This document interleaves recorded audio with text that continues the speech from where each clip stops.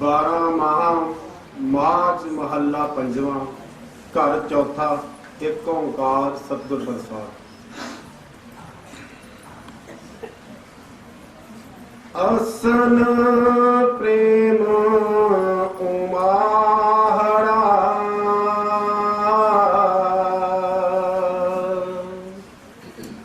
क्यों मिलिए हार जाए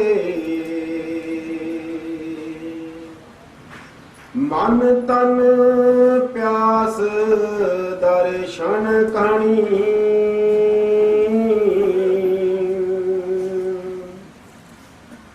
कोई आन मिलावे माए संत सहाई प्रेम के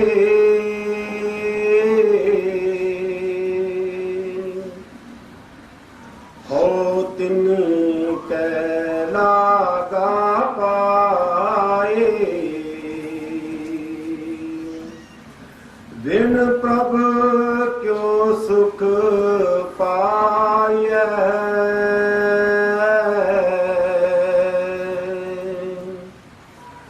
दूजी नाही जाए जिनी चाखिया प्रेम रस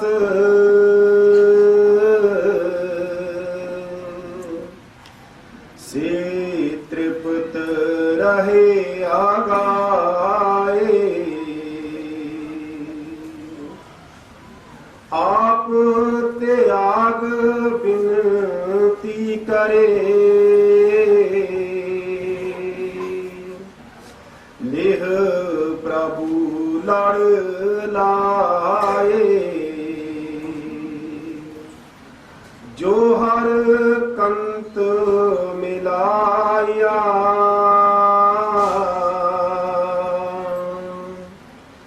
से बिछड़ कते ना जाए प्रभु बिन दूजा को नहीं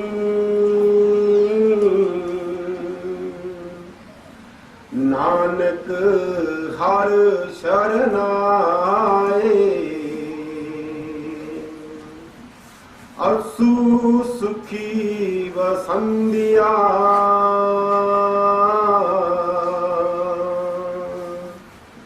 जिना माया हर राए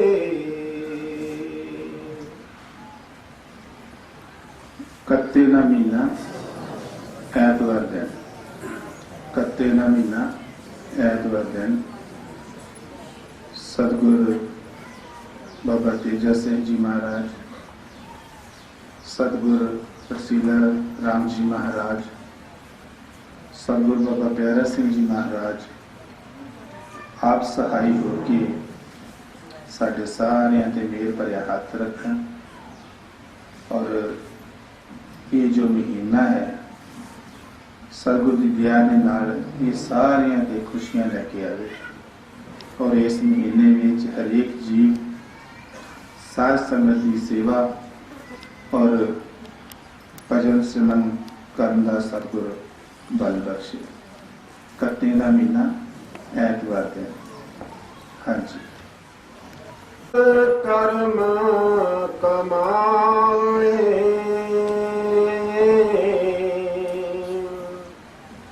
दोष ना काहू जोग कतक कर्म कमावणे दोष ना काहू जोग। एक पवित्र बाणी पंजवीं पातशाही श्री गुरु अर्जन देव जी महाराज की है। सतगुरु अपने पवित्र सत्संग में फरमाते हैं सन कि संत महापुरख वही बाणी दे विच फरमाते ने जो इस दुनिया विच हो रहा हुंदा है। ਅਸੀਂ ਜਿੰਨੇ ਵੀ ਜੀਵ ਹਾਂ ਸਾਰੇ ਹੀ ਆਪਣੀ ਮਨਮਰਜ਼ੀ ਦੇ ਨਾਲ ਪੁੰਨ ਦਾਨ ਇਸ਼ਨਾਨ ਸੰਜਮ ਕਰਦੇ ਹਾਂ, ਲੇਕਿਨ ਸਾਨੂੰ ਉਸ ਦਾ ਕੋਈ ਇੰਨਾ ਜ਼ਿਆਦਾ ਫਾਇਦਾ ਨਹੀਂ ਮਿਲਦਾ। ਤੀਸਰੀ ਪਾਤਸ਼ਾਹੀ ਮਹਾਰਾਜ ਜੀ ਇਤਿਹਾਸ ਦੱਸਦਾ ਹੈ ਕਿ 22 ਵਾਰ ਤੀਰਥ ਯਾਤਰਾ ਉਹਨਾਂ ਨੇ ਕੀਤੀ ਔਰ ਤੀਰਥ ਯਾਤਰਾ ਤੇ ਜਾ ਕੇ ਉਹਨਾਂ ਨੇ ਪੁੰਨ ਦਾਨ ਵੀ ਬਹੁਤ ਸਾਰੇ ਕੀਤੇ, ਲੇਕਿਨ ਜਿਸ ਮਕਸਦ ਵਾਸਤੇ ਉਹ ਤੀਰਥਾਂ ਤੇ ਜਾਂਦੇ ਸਨ ਜਾਂ ਸੇਵਾ ਕਰਦੇ ਸਨ, ਉਹ ਚੀਜ਼ ਉਹਨਾਂ ਨੂੰ ਨਸੀਬ ਨਹੀਂ ਹੋਈ। ਜਦ ਸਤਿਗੁਰ ਦਾ ਸਿੱਖ ਉਹਨਾਂ ਨੂੰ ਮਿਲਿਆ ਤੇ ਉਸ ਟਾਈਮ ਤੇ ਫਿਰ ਉਹਨਾਂ ਨੂੰ ਗਿਆਨ ਹੋਇਆ ਕਿ ਅਸੀਂ ਤੇ ਸਾਰੀ ਉਮਰ ਹੀ ਦੁਨੀਆ ਦੇ ਝੂਠੇ ਧੰਦਿਆਂ ਦੇ ਵਿੱਚ ਆਪਣਾ ਜੀਵਨ ਬਤੀਤ ਕਰ ਦਿੱਤਾ ਹੈ। ਸਤਿਗੁਰ ਦਾ ਸਿੱਖ ਗੁਰੂ ਸਾਹਿਬ ਜੀ ਮਹਾਰਾਜ ਦੇ ਨਾਲ ਜਾ ਰਿਹਾ ਸੀ ਤੇ ਰਸਤੇ ਦੇ ਵਿੱਚ ਉਹਨਾਂ ਨੂੰ ਪਿਆਸ ਲੱਗੀ ਤੇ ਗੁਰੂ ਸਾਹਿਬ ਜੀ ਮਹਾਰਾਜ ਫਰਮਾਉਂਦੇ ਕਿ ਫਲਾਣੀ ਜਗ੍ਹਾ ਤੇ ਚਲੋ, ਉੱਥੇ ਜਾ ਕੇ ਤੁਹਾਨੂੰ ਖੂਹੀ ਆ, ਉੱਥੋਂ ਪਾਣੀ ਤੁਹਾਨੂੰ ਪਿਲਾਵਾਂਗੇ।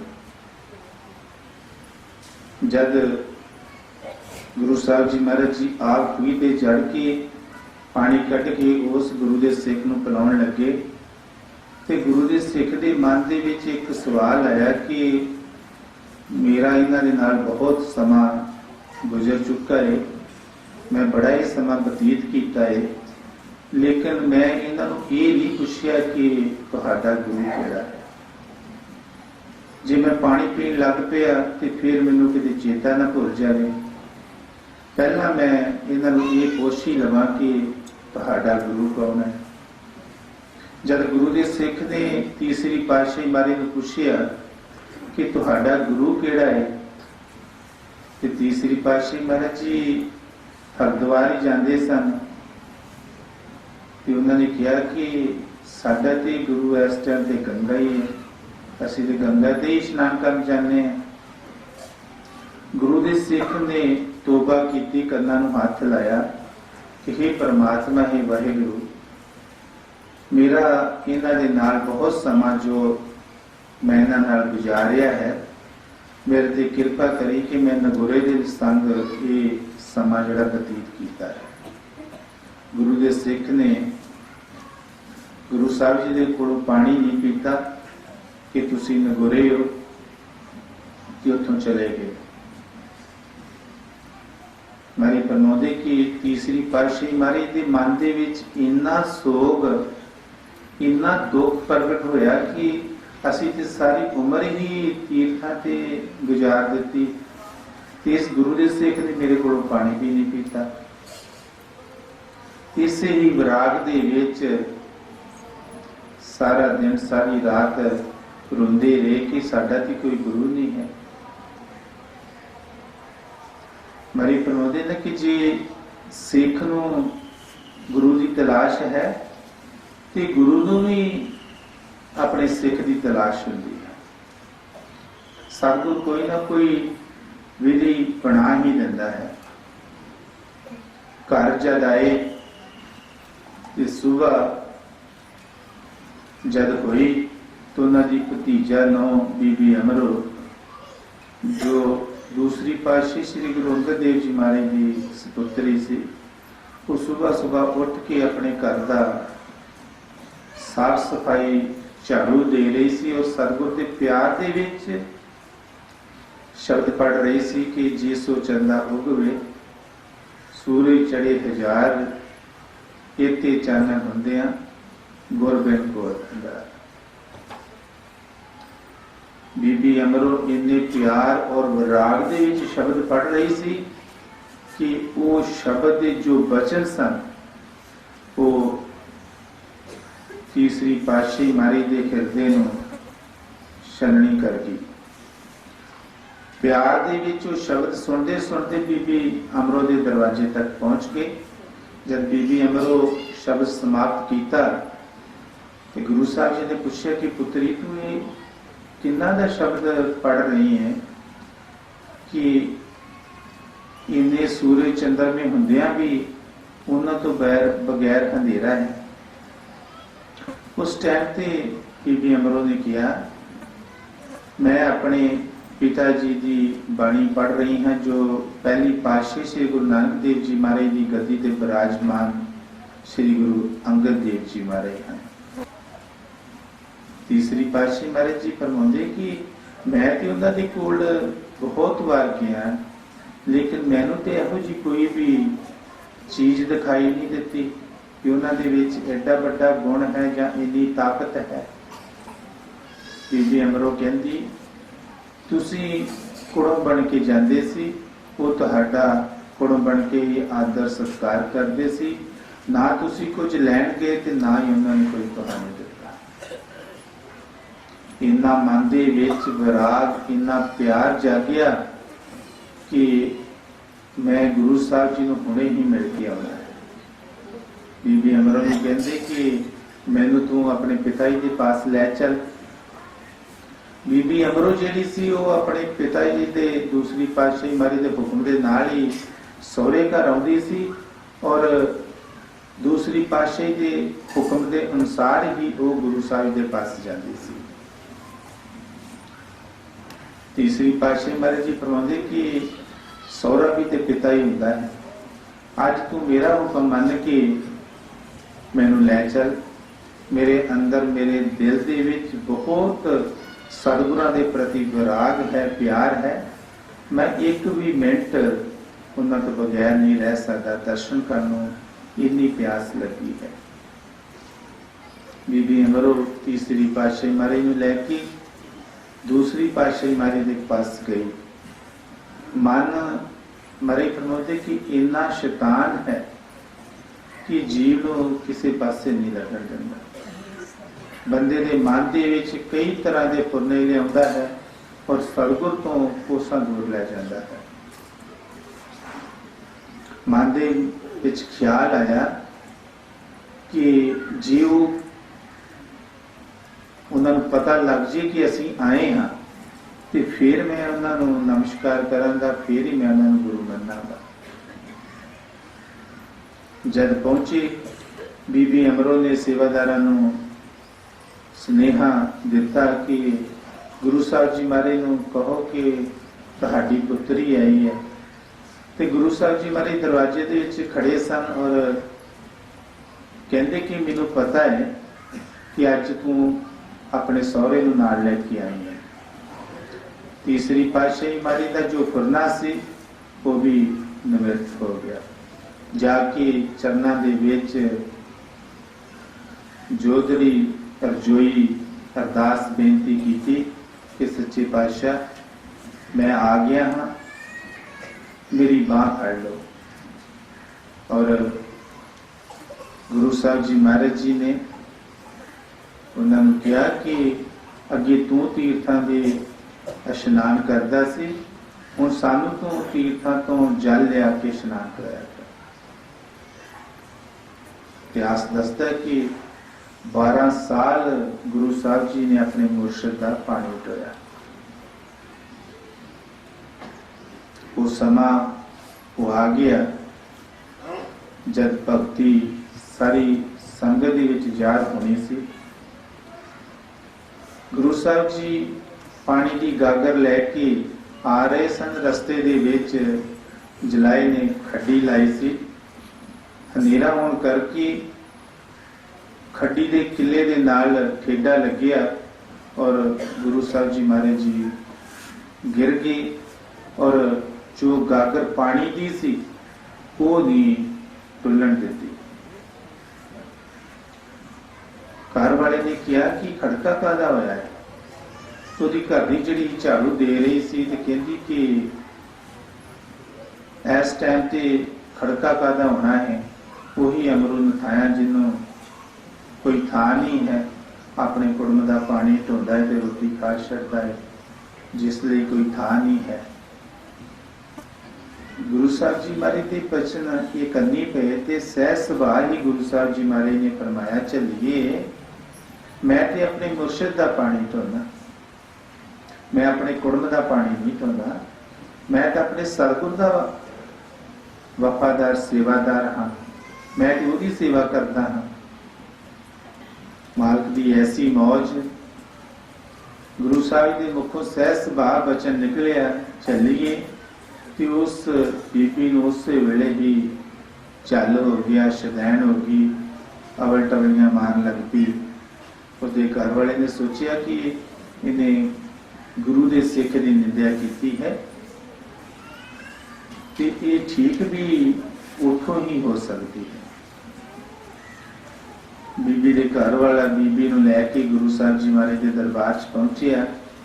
दूसरी पातशाही महाराज की गाड़ी जाके फरियाद बेनती अरजोई की कि महाराज तुहाडे सेवादार ने ही सहज सुभाव ये बचन किया चलिए, मैं अपने सतगुर की सेवा कर रहा, मैं अपने सतगुर का पानी ढो रहा, तो मेरे घर वाली जी उस वेले उदों तो ही चल खिलान लग पई, शदैन हो गया।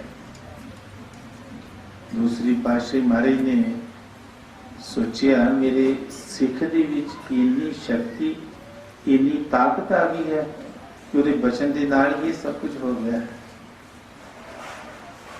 दूसरी पातशाही महाराज जी ने तीसरी पातशाही महाराज नूं ये बचन किया कि अमरदास नियोटियां दी ओट, अमरदास नपत्तियां दी पत, अमरदास निथावियां दा था। वरदान दे के अपनी जिन्नी शक्ति सी, अपनी ताकत तीसरी पातशाही श्री गुरु अमरदास जी महाराज ने सौंप दी। क्या कि मेरे तो बाद च तेरी राही सब जी जिहड़े ने वो सचखंड जाणगे। संत महापुरख इस दुनिया दे विच आउंदे ने और साडी दुनिया दी हालात देखते ने, जो जो असी करते हैं उस दे मुताबिक ही संत सतगुर जिहड़े ने वो बाणी फरमाउंदे ने। आप फरमा रहे ने कि कतक कर्म कमावणे दोष न काहूंगा, कि जीव जिहड़ा है इस दुनिया दे विच आण के, इस मनुष्य जन्म दे विच आण के कर्म करता है। जदों कर्म करता है तो फिर जीव नूं अवश्य भोगणे पैंदे ने। जदों जीव नूं अपने कर्मां दा लेखा जोखा भुगतना पैंदा है तो फिर उस टाइम ते जीव जिहड़ा है रोंदा है, करलाउंदा है, दूसरियां नूं दोष दिंदा है,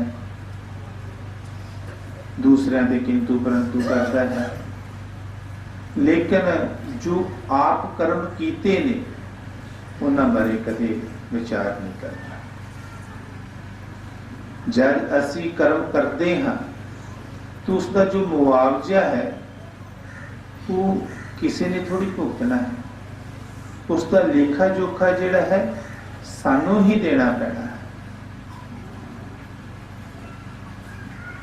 इस कत्ते दे महीने दे विच गुरु साहब जी एक कत्ते दे महीने नूं साडे मनुष्य जन्म ते ही टकाउंदे ने और फरमाउंदे ने कि इस कत्ते दे महीने विच जानी कि मनुष्य जन्म दे विच जो जो असी कर्म करांगे सानू वो अवश्य भोगणे पैणे ने।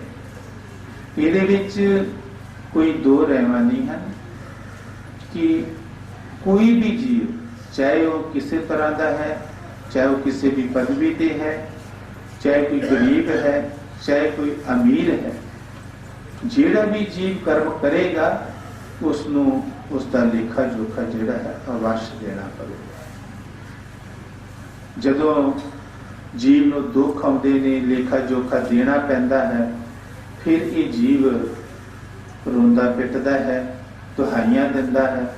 फिर इसके रोण नू कौन सुनदा है? जिस तरह कोई जीव ने कतल किया है, मजिस्ट्रेट जिहड़ा है उसनू फांसी की सजा सुना दिंदा है। जेकर उस वेले वो जीव रोवे कि मेरे को गलती हो गई है, मैनू ये माफी दे दिओ, तो ये कुछ नहीं हुंदा। उस जीव नू फिर वो यही किया जाता है कि जे तू पिछे कर्म किया है इसका फल भोग अगे तो तू अच्छे कर। इस करके निंदिया जग माही पापी की भी कर लेना है। जिन्हों का यह दरबार है स्वामी जी महाराज उन्होंने अपनी बाणी दे च फरमाया है कि जेकर तुहाडे सामने कोई भी कर्म कर रहा है तो तुसी उहदे ते किंतु परंतु ना करो, क्योंकि जे असी किंतु परंतु करांगे तो उस औगण दे उस पाप दे असी भी रवादार असी भी भागीदार बना। सतगुर बड़े प्यार दे नाल अपने सत्संग विच फरमाउंदे हुंदे सन कि एक राजा जस सी जो बहुत ही हंकारी सी और उसके राज दे विच एक बहुत ही पूर्ण संत फकीर सी जो एक घर ही गजा करके जो भी उसको उस तो मिलता तो उसके विच ही अपना गुजर गुजारा करता। मालिक की ऐसी मौज कि वो फकीर ने अलख जगाई ते राजे के घोड़ियां का तबेला सी। कुदरती पातशाह भी उत्थे सी राजा जश।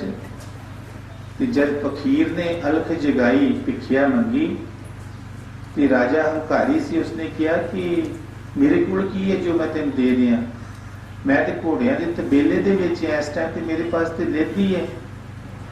उस फकीर ने किया भखारी ने किया कि राजन भखारी का काम है अलख जगाना, मालिक का काम है बर्तन पाना। उसकी इच्छा है जो मर्जी पा दे, आटा पा दे, दाल पा दे, चौल पा दे, जो भी उसकी इच्छा है वही वो बर्तन पाता है। तो मेरी तो कोई औकात नहीं है तुहाडे अगे, तुसी जो चाहे दान कर सकते हो।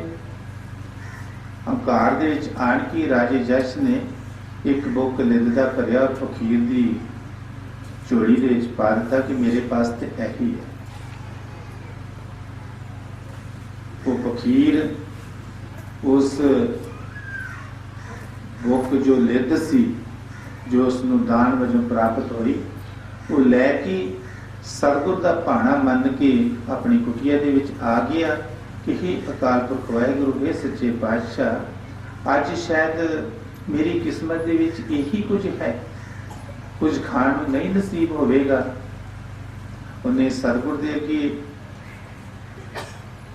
कोई ये नहीं किया कि मैनूं क्यों नहीं कुछ दिता, उन्हें उसकी रजा नूं मन्निया कि हो सकता है कि मेरे कर्मां दे विच यही कुछ होवेगा। उसने उस लिद नूं अपनी चौंपड़ी अपनी कुटिया जिहड़ी सी उहदे पिछले बन्ने रख दिता। अब सब जानते हो कि लिद नूं किस तरह कोई खांदा, पर मालिक की ऐसी मौज कि वो जिहड़ी लिद दान कीती सी हौली हौली हौली हौली वो लिद जिहड़ी सी वधनी शुरू हो गई। जे नामदेव जी महाराज नूं राजे ने एक पलंग दान किया सी तो उन्होंने दरिया दे विच नदी दे सुट दिता ते राजे के मन च ख्याल आया कि गरीब इहनूं की कदर है, असीं ते लखां दा ही इहनूं पलंग दिता ते इहनूं कोई कदर नहीं। मन च ईरखा आ गई कि मैं किस तरीके नाल पलंग किस तरह लवां। नामदेव जी महाराज नूं कहते कि महाराज जिहड़ा तुहानूं असीं पलंग दान कीता सी वो मिस्त्री कहता है कि मैं उस तरह का एक पलंग होर बनाना है, असी वो देखने वास्ते सानू वो पलंग जिहड़ा है दिखाओ। नामदेव जी महाराज कहते कि तुहानू मेरे नाल थोड़ा कष्ट करना पएगा, मेरे नाल चलना पएगा। कहते कि चलो, क्योंकि मैं पता भी नदी च सुट दिता उत्थे हाथी रुड़ जाण तो वो नहीं लभदे तो पलंग कित्थों लभना है। चलो राजे ने झूठे ही करांगे, चलते देखते की करता है। कहते कि नामदेव जी महाराज ने एक लत नदी दे विच रखी और एक बाहर कि उस नदी दे विचों 70 जिहड़े सी वो पलंग कड्ढे ते ओहदे चों 60 जिहड़े सी वो नदी दे विच ही सुट दिते और 10 पलंग किया कि ये तेरे है। ये 70 दे 70 ही पलंग तेरे सी जे तेरे मन दे विच कोई भाव ना होंदा। कहने का मतलब ये है कि जे ਅਸੀਂ ਦਾਨ ਕਰਦੇ ਹਾਂ ਪੁੰਨ ਕਰਦੇ ਹਾਂ ਤੇ ਉਹ ਸਾਡਾ ਦਾਨ ਵੱਧਦਾ ਹੈ। ਜਿਸ ਤਰ੍ਹਾਂ ਨਾਮਦੇਵ ਜੀ ਮਹਾਰਾਜ ਨੂੰ ਰਾਜੇ ਨੇ ਪਲੰਗ ਦਾਨ ਕੀਤਾ ਤੇ ਉਹਦੇ ਪਲੰਗ ਜਿਹੜੇ ਸੀ ਦਾਨ ਦੇ ਵਜੋਂ ਵੱਧ ਗਏ। ਇਸੇ ਤਰੀਕੇ ਦੇ ਨਾਲ ਉਹ ਲਿੱਤ ਜਿਹੜੀ ਸੀ ਦਾਨ ਕੀਤੀ ਹੋਈ ਉਹ ਵਧਣੀ ਸ਼ੁਰੂ ਹੋ ਗਈ। ਇੱਕ ਦਿਨ ਉਹ ਬਹੁਤ ਵੱਡਾ ਬੋਲ ਬਣ ਗਿਆ, ਢੇਰ ਲੱਗ ਗਿਆ। ਉਹੀ ਰਾਜਾ ਔਰ ਉਸਦਾ ਵਜ਼ੀਰ ਕੁਦਰਤੀ ਸੈਰ ਕਰਦੇ ਕਰਦੇ ਉਸ ਮਹਾਤਮਾ ਦੀ ਕੁਟੀਆ ਦੇ ਲਾਗੋਂ ਦੀ ਲੰਘਣ ਲੱਗੇ। ਦੇਖਦੇ ਕਿ ਤੇ ਬਹੁਤ ਵੱਡਾ ਲਿੱਦ ਦਾ ਢੇਰ ਹੈ। ਪਾਤਸ਼ਾਹ ਨੂੰ ਇਹ ਫਿਕਰ ਪੈ ਜਾਂਦਾ ਸੀ ਕਿ ਕਿਤੇ ਕੋਈ ਹੋਰ ਪਾਤਸ਼ਾਹ ਮੇਰੇ ਤੇ ਚੜ੍ਹਾਈ ਕਰਨ ਵਾਸਤੇ ਤੇ ਨਹੀਂ ਆਇਆ। ਇਸ ਡਰ ਦੇ ਨਾਲ ਉਸ ਮਹਾਤਮਾ ਦੇ ਕੋਲ ਜਾ ਕੇ ਕਹਿਣ ਲੱਗੇ, ਮਹਾਰਾਜ ਇਹ ਲਿੱਦ ਦਾ ਢੇਰ ਤੁਹਾਡੇ ਪਾਸ ਬਹੁਤ ਵੱਡਾ ਹੈ, ਕੋਈ ਪਾਤਸ਼ਾਹ ਸਾਡੇ ਤੇ ਚੜ੍ਹਾਈ ਕਰਨ ਵਾਸਤੇ ਆਇਆ ਹੈ, ਸਾਨੂੰ ਤੁਸੀਂ ਦੱਸੋ। ਉਸ ਫਕੀਰ ਨੇ ਕਿਹਾ ਕਿ ਨਾ ਤੇ ਮੇਰੇ ਕੋਲ ਕੋਈ ਪਾਤਸ਼ਾਹ ਆਇਆ ਤੇ ਨਾ ਹੀ ਪਾਤਸ਼ਾਹ ਦੇ ਘੋੜਿਆਂ ਦੀ ਲਿੱਦ ਦਾ ਇਹ ਢੇਰ ਹੈ। ਇਹ ਸਾਡੇ ਸ਼ਹਿਰ ਦਾ ਜੋ ਪਾਤਸ਼ਾਹ ਹੈ ਉਸਨੇ ਇੱਕ ਬੁੱਕ ਇਹ ਦਾਨ ਕੀਤਾ ਸੀ, ਉਹਦਾ ਇਹ ਦਾਨ ਵੱਧ ਰਿਹਾ ਹੈ ਔਰ ਇਹ ਦਾਨ ਉਸਨੂੰ ਖਾਣਾ ਪੈਣਾ ਹੈ। ਜਦੋਂ ਪਤਾ ਲੱਗਿਆ ਕਿ ਮੈਂ ਤੇ ਉਹੀ ਰਾਜਾ ਹਾਂ ਜਿਸ ਨੇ ਇਹ ਬੁੱਕ ਦਾਨ ਕੀਤਾ ਸੀ ਤੇ ਐਡਾ ਵੱਡਾ ਢੇਰ ਹੁਣ ਮੈਂ ਕਿਸ ਤਰ੍ਹਾਂ ਖਾਵਾਂਗਾ। ਤੇ ਰਾਜਾ ਜਸ ਜਿਹੜਾ ਸੀ ਉਹ ਗਸ਼ ਖਾ ਕੇ ਡਿੱਗ ਪਿਆ। ਜਦੋਂ ਹੋਸ਼ ਆਈ, ਗਲ 'ਚ ਪੱਲਾ ਪਾਇਆ, ਫਰਿਆਦ ਕੀਤੀ, ਬੇਨਤੀ ਕੀਤੀ, हे ਮਹਾਰਾਜ, हे ਸੱਚੇ ਪਾਤਸ਼ਾਹ, ਸੰਤ ਮਹਾਂਪੁਰਖ ਦਿਆਲੂ ਹੁੰਦੇ ਨੇ, ਜੀਵਨ ਜਾਨ ਹੈ, ਗਲਤੀਆਂ ਦਾ ਪੁਤਲਾ ਹੈ, ਭੁੱਲਣਹਾਰ ਹੈ, ਤੁਸੀਂ ਬਖਸ਼ਣਹਾਰ ਹੋ, ਕਿਰਪਾ ਕਰੋ, ਦਇਆ ਕਰੋ ਕਿ ਇਹ ਲਿੱਦ ਦਾ ਢੇਰ ਜਿਹੜਾ ਹੈ ਮੈਂ ਕਿਸ ਤਰ੍ਹਾਂ ਖਾਵਾਂਗਾ, ਮੇਰੇ ਤੇ ਕਿਰਪਾ ਕਰੋ। ਮਹਾਰਾਜ ਦੀ ਮੌਜ, ਮਹਾਰਾਜ ਜੀ ਫਰਮਾਉਂਦੇ ਕਿ ਸੰਤ ਮਹਾਂਪੁਰਖ ਦਿਆਲੂ ਹੁੰਦੇ ਨੇ, ਉਹ ਸਭ ਕੁਝ ਜਾਣਦੇ ਹੋਏ ਵੀ ਆਲੇ ਕੋਲੇ ਬਣ ਕੇ ਰਹਿੰਦੇ। ਜਿਸ ਤਰ੍ਹਾਂ ਮਹਾਰਾਜ ਫਰਮਾਉਂਦੇ ਕਿ ਸੰਤ ਹੁੰਦੇ ਅੰਦਰੋਂ ਗੁਣਾਂ ਦੇ ਗੁਥਲੇ, ਗੱਲਾਂ ਕਰਦੇ ਚੱਲ ਚੱਲੀਆਂ ਨੇ। ਸਾਡੇ ਸਾਹਮਣੇ ਆਲੇ ਕੋਲੇ ਬਣ ਕੇ ਸਾਡੇ ਵਾਂਗੂ ਹੀ ਉਹ ਸਮਾਂ ਔਰ ਟਾਈਮ ਬਤੀਤ ਕਰਦੇ ਨੇ, ਲੇਕਿਨ ਅੰਦਰੋਂ ਗੁਣਾਂ ਦੇ ਗੁਥਲੇ ਹੁੰਦੇ ਨੇ। ਉਹਨਾਂ ਨੂੰ ਸਭ ਕੁਝ ਪਤਾ ਹੁੰਦਾ ਹੈ ਕਿ ਕਿਹੜਾ ਕੀ ਕਰ ਰਿਹਾ ਹੈ, ਕਿਹੜਾ ਕੀ ਕਰ ਰਿਹਾ ਹੈ। ਦਇਆ ਆ ਗਈ, ਕਿਹਾ ਕਿ ਰਾਜਨ ਇਹ ਲਿੱਦ ਦਾ ਢੇਰ ਜਿਹੜਾ ਹੈ ਇਹ ਖਤਮ ਹੋ ਸਕਦਾ ਹੈ, ਪਰ ਇੱਕ ਵਿਧੀ ਤੈਨੂੰ ਕਰਨੀ ਪਏਗੀ।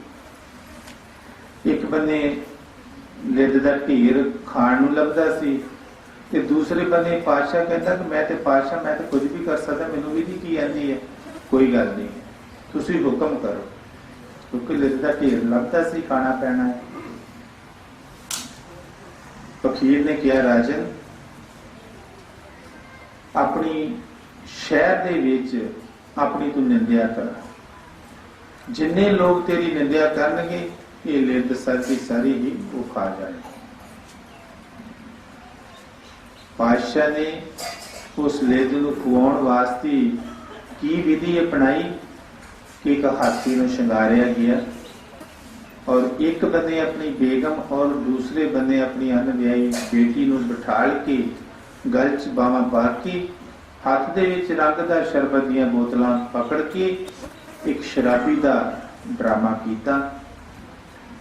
ਗਲੀ ਗਲੀ ਬਾਜ਼ਾਰ ਸਾਰੇ ਸ਼ਹਿਰ ਦੇ ਵਿੱਚ ਘੁੰਮਿਆ ਔਰ ਜਿਹੜੇ ਲੋਕ ਪ੍ਰਜਾ ਸੀ ਸਾਰਿਆਂ ਨੇ ਹੀ ਇਹ ਭਾਗ ਲਿਆ ਕਿ ਪਾਤਸ਼ਾਹ ਜਿਹੜਾ ਹੈ ਉਹਦਾ ਦਿਮਾਗ ਖਰਾਬ ਹੋ ਗਿਆ ਹੈ।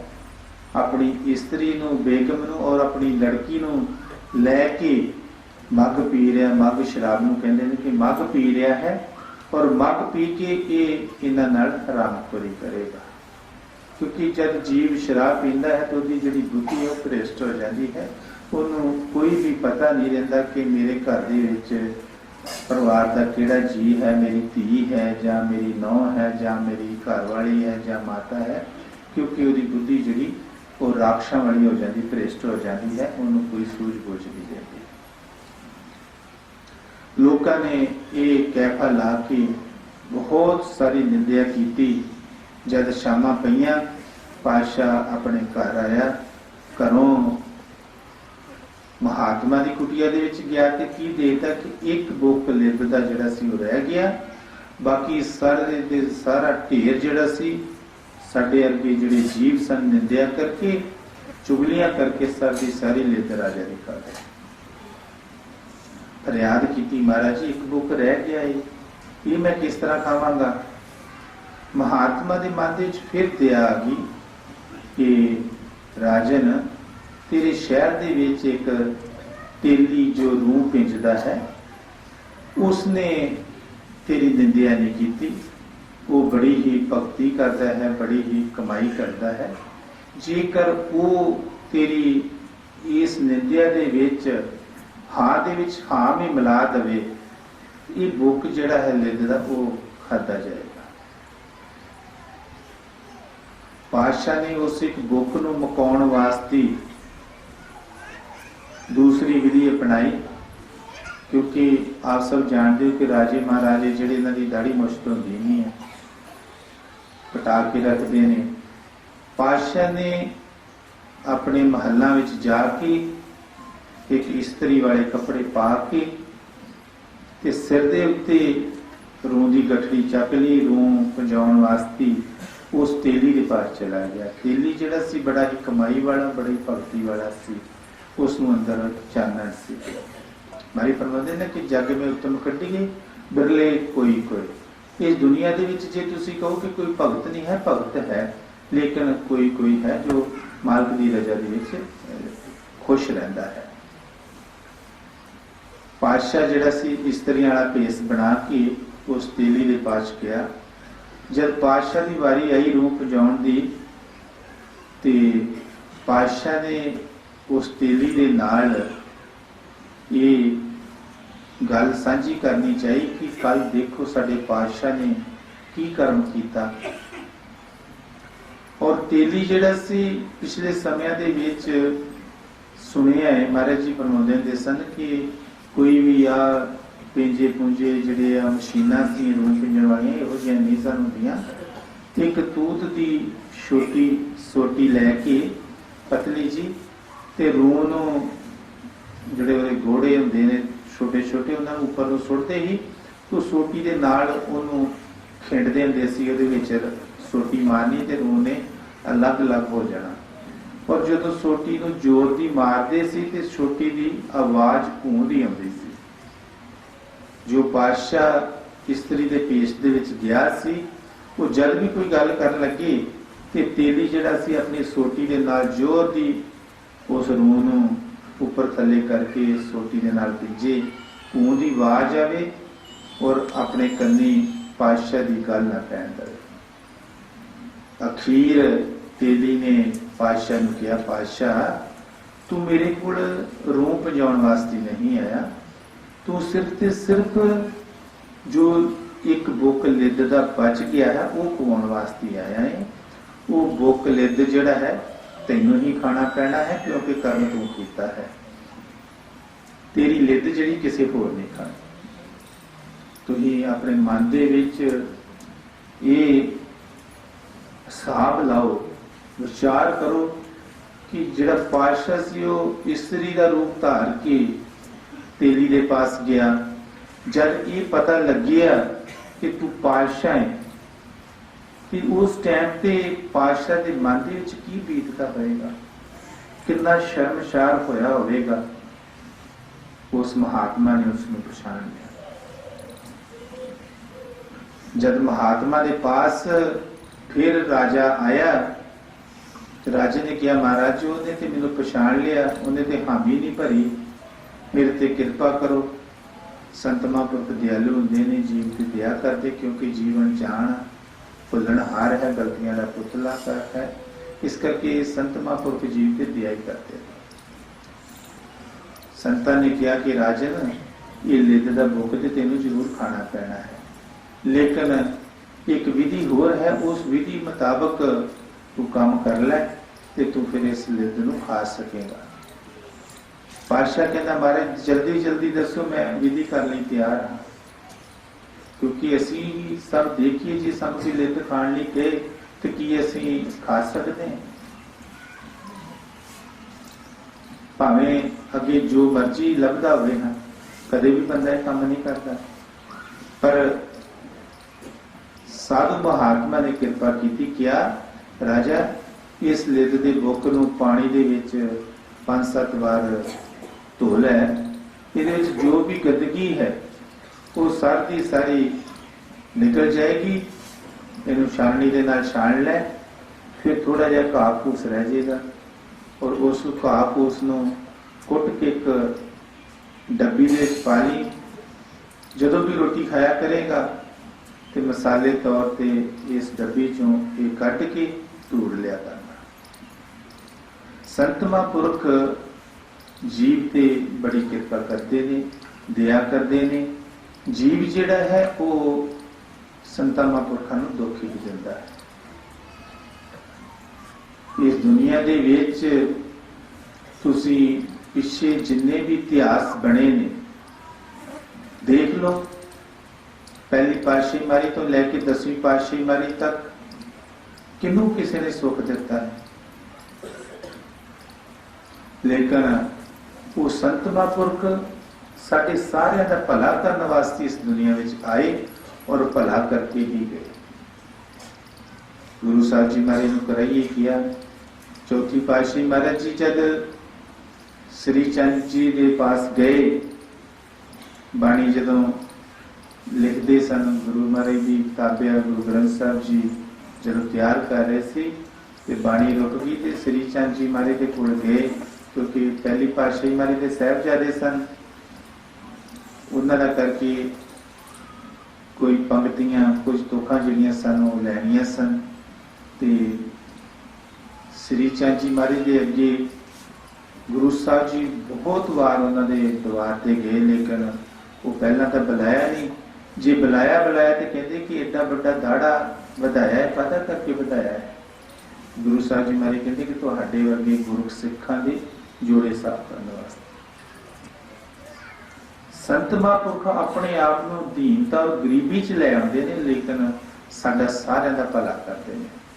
ਪੰਜਵੀਂ ਪਾਤਸ਼ਾਹੀ ਮਹਾਰਾਜ ਜੀ ਦੇਖੋ, ਤਤੀਆਂ ਤਵੀਆਂ ਤੇ ਅਸੀਂ ਬਿਠਾਇਆ, ਅਸੀਂ ਜ਼ਰੂਰ ਦੂਜੇ ਦਾ ਤੀਜੇ ਦਾ ਨਾਂ ਲੈਂਦੇ ਹਾਂ, ਲੇਕਿਨ ਸਾਨੂੰ ਕੀ ਪਤਾ ਹੈ ਕਿ ਅਸੀਂ ਨਹੀਂ ਉਸ ਜਨਮ ਦੇ ਵਿੱਚ ਅਸੀਂ ਉਹਨਾਂ ਨੂੰ ਦੁੱਖ ਦਿੰਦੇ ਸੀ। ਦੁੱਖ ਦਿੱਤੇ ਹੀ ਹੈ ਤੇ ਅਸੀਂ ਇਸ ਦੁਨੀਆ ਦੇ ਵਿੱਚ ਮਾਤ ਲੋਕ ਦੇ ਧੱਕੇ ਖਾ ਰਹੇ ਹਾਂ, ਦੁੱਖ ਸਹਿ ਰਹੇ ਹਾਂ। ਜੇ ਸੁੱਖ ਦਿੱਤਾ ਹੁੰਦਾ ਤੇ ਫਿਰ ਅਸੀਂ ਨਾ ਸਤਿਗੁਰਾਂ ਦੀ ਗੋਦੀ ਦੇ ਵਿੱਚ ਜਾ ਕੇ ਬਿਰਾਜਮਾਨ ਹੁੰਦੇ, ਸੱਚਖੰਡ ਦੇ ਵਾਸੀ ਬਣਦੇ। ਅਸੀਂ ਇਸ ਮਾਤ ਲੋਕ ਦੇ ਵਿੱਚ ਧੱਕੇ ਕਿਉਂ ਖਾ ਰਹੇ ਹਾਂ? ਕਿਉਂਕਿ ਅਸੀਂ ਹਰੇਕ ਜਨਮ ਦੇ ਵਿੱਚ, ਹਰੇਕ ਯੁੱਗ ਦੇ ਵਿੱਚ ਸੰਤਾਂ ਮਹਾਂਪੁਰਖਾਂ ਨੂੰ ਦੁੱਖ ਹੀ ਦਿੱਤਾ ਹੈ, ਲੇਕਿਨ ਸੰਤਾਂ ਮਹਾਂਪੁਰਖਾਂ ਨੇ ਸਾਡਾ ਭਲਾ ਹੀ ਕੀਤਾ ਹੈ। ਜਦ ਤਤੀ ਤਵੀ ਤੇ ਬਿਠਾ ਲਿਆ ਤੇ ਉਹਨਾਂ ਦਾ ਇੱਕ ਸਿੱਖ ਮੁਸਲਮਾਨ ਜਿਸਨੇ ਦਰਬਾਰ ਸਾਹਿਬ ਮਹਾਰਾਜ ਦੀ ਨੀਂਹ ਰੱਖੀ ਸੀ, ਉਸਦਾ ਨਾਮ ਸੀ ਮੀਆਂ ਮੀਰ। ਉਸਨੇ ਕਿਹਾ, ਮਹਾਰਾਜ ਜੇ ਤੁਸੀਂ ਹੁਕਮ ਕਰੋ ਤੇ ਮੈਂ ਲਾਹੌਰ ਦੀ ਇੱਟ ਨਾਲ ਇੱਟ ਖੜਕਾ ਸਕਦਾ। ਤੇ ਗੁਰੂ ਸਾਹਿਬ ਜੀ ਮਹਾਰਾਜ ਫਰਮਾਉਂਦੇ ਕਿ ਇਹ ਜਿਹੜੀ ਸ਼ਕਤੀ ਹੈ, ਜਿਹੜੀ ਤਾਕਤ ਹੈ, ਤੂੰ ਕਿੱਥੋਂ ਲਈ ਹੈ? ਗੱਜ ਪੱਲਾ ਪਾਇਆ, ਹੱਥ ਜੋੜੇ ਫਰਿਆਦ ਕੀਤੀ, ਸੱਚੇ ਪਾਤਸ਼ਾਹ ਤੁਹਾਡੇ ਕੋਲ, ਮੈਂ ਨਮਾਣੇ ਨੇ ਗਰੀਬ ਨੇ ਕਿੱਥੋਂ ਲੈਣੀ ਹੈ? ਤੁਹਾਡੀ ਹੀ ਦਇਆ ਕਿਰਪਾ ਹੈ, ਸਾਰੀ ਤੁਹਾਡੀ ਹੀ ਤਾਕਤ ਹੈ। ਗੁਰੂ ਸਾਹਿਬ ਜੀ ਮਹਾਰਾਜ ਫਰਮਾਉਂਦੇ ਕਿ ਜੇ ਮੇਰੇ ਕੋਲੋਂ ਲੈ ਕੇ ਤੂੰ ਇਹ ਕੰਮ ਕਰ ਸਕਦਾ ਹੈ ਤੇ ਕੀ ਮੈਂ ਨਹੀਂ ਇਹ ਕੰਮ ਕਰ ਸਕਦਾ? ਮੈਂ ਵੀ ਇਹ ਸਭ ਕੁਝ ਕਰ ਸਕਦਾ, ਲੇਕਿਨ ਤੇਰਾ ਭਾਣਾ ਮਿੱਠਾ ਹੈ। ਉਸ ਟਾਈਮ ਤੇ ਗੁਰੂ ਸਾਹਿਬ ਜੀ ਮਹਾਰਾਜ ਨੇ ਫਰਮਾਇਆ ਕਿ ਇਹ ਤਨ ਮਿੱਟੀ ਦਾ ਮਿੱਟੀ में मिल जाना है, तेरा भाना मीठा लागे सब ये समझाना है।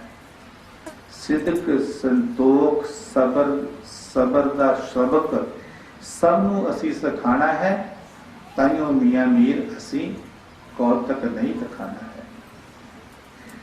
गुरु साहब जी महाराज जी ने अपने शरीर ते सब दुख झल लए, लेकिन ਜਿਹੜੇ ਦੁੱਖ ਦਿੰਦੇ ਸੀ ਉਹਨਾਂ ਨੂੰ ਤਤੀ ਵਾਰ ਨਹੀਂ ਲੱਗਣ ਦਿੰਦੇ। ਫਿਰ ਵੀ ਉਹਨਾਂ ਜੀਵਾਂ ਨੂੰ ਅਗਲੇ ਜਾਮਿਆਂ ਦੇ ਵਿੱਚ ਆਣ ਕੇ ਨਾਮਦਾਨ ਦੇ ਕੇ ਉਹਨਾਂ ਦਾ ਆਧਾਰ ਕੀਤਾ। ਇਤਿਹਾਸ ਦੱਸਦਾ ਹੈ ਕਿ ਮਹਾਰਾਜ ਜੀ ਨੂੰ ਕਿਹਾ ਸੀ ਵੀ ਨਾਮ ਦਿਓ, महाराज फरमाते कि इन्हें नाम नहीं देना, इन्हें 7 जन्म अग दे विच सड़ना है। ते संगत ने कहा सच्चे पातशाह नाम दियो, ये बहुत अमीर है, सानू अमीर जियां की लोड़ है, संगत का लंगर वधिया चलेगा। सतगुਰਾਂ ने कहा कि जे तुसी इस नूं नाम दिवाउणा है तो मेरा जिहड़ा दौरा है वो कैंसल, मैं फिर रवांगा नहीं इत्थे, मैं वापस डेरे चला जाना।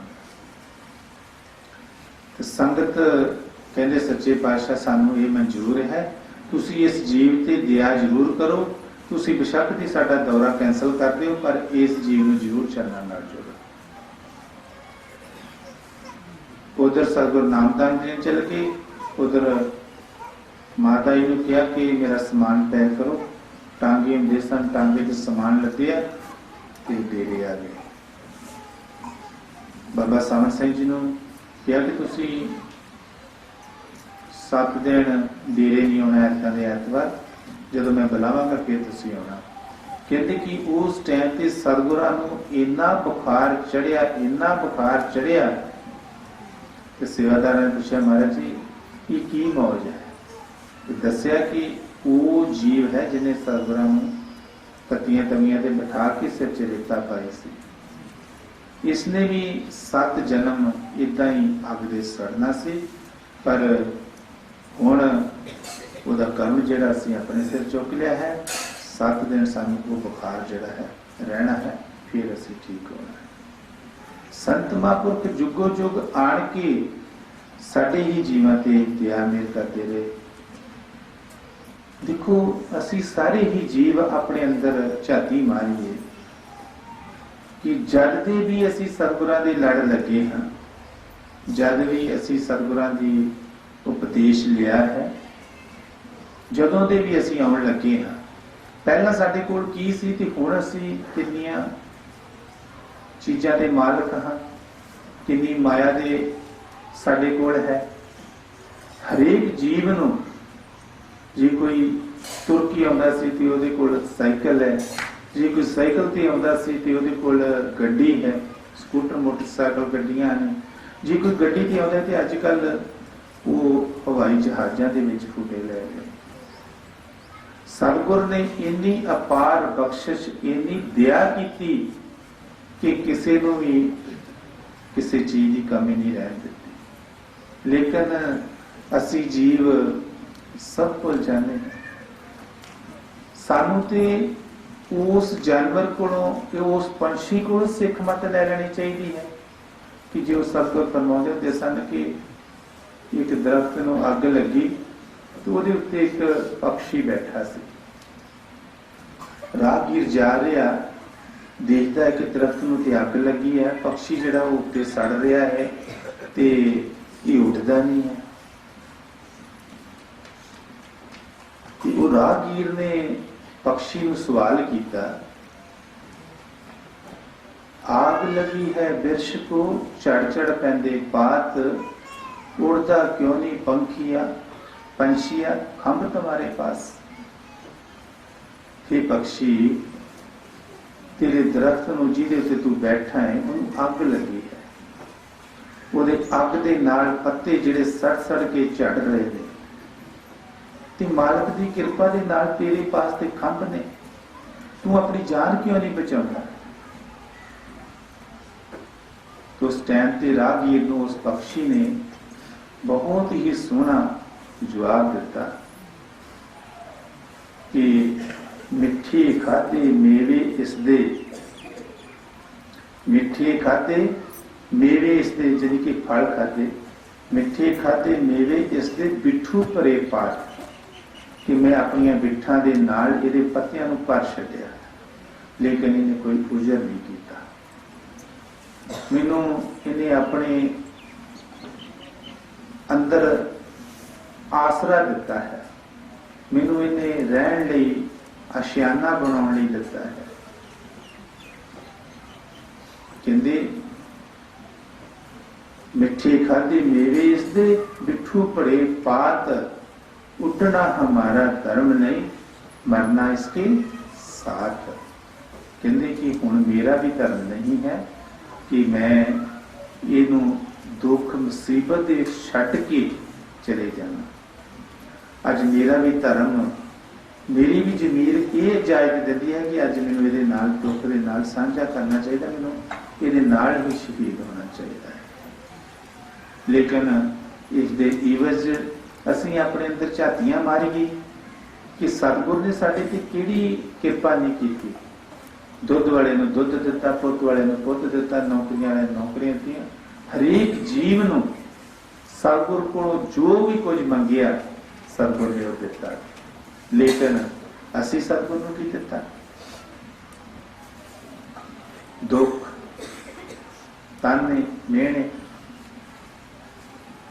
इस करके संत महापुरख जिहड़े ने वो जुगो जुग आए और साडे ते दया मेहर दा ही मींह वरसाउंदे रहे, साडे ते किरपा करदे रहे।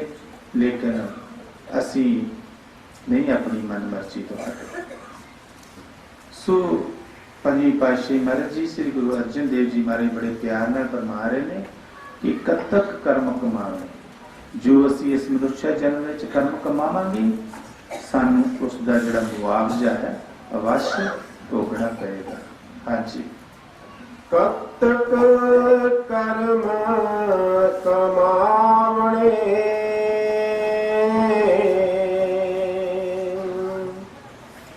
दोष ना काहू जोग, परमेश्वर ते भुलिया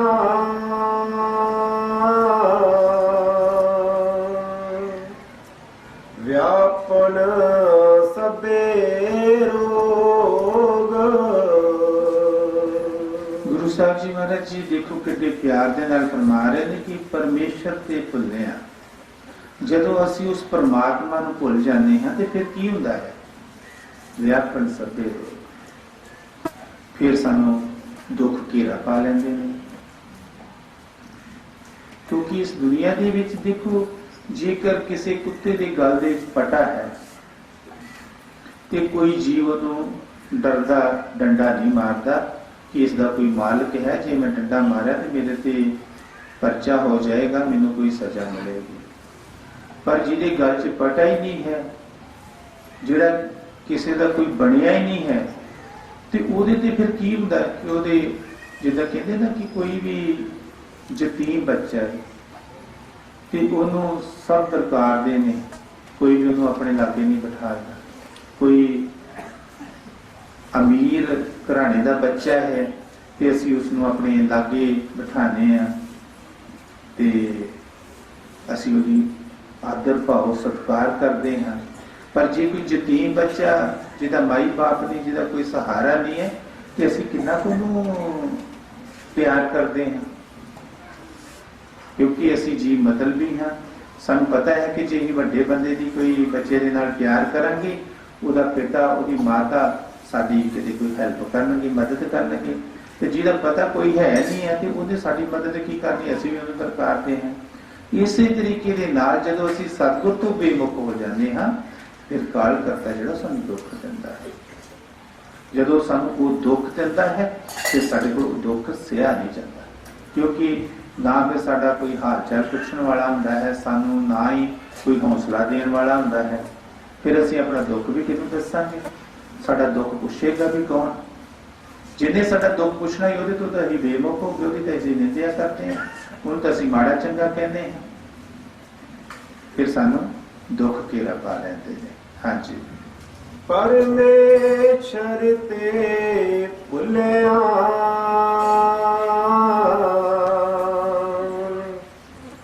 व्यापन सबे रोग, बेमुख होए राम ते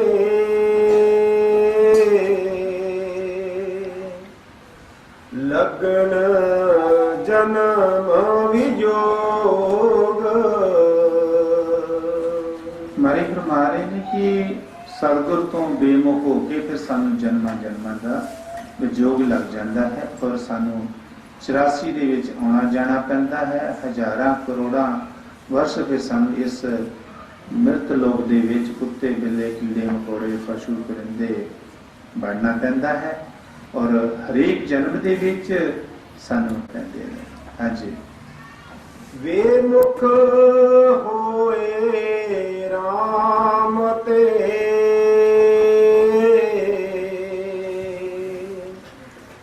ਲਗਨ ਜਨਮ ਵਿਜੋਗ ਖਿਨ ਮੈਂ ਕੋੜੇ ਹੋਏ ਗਏ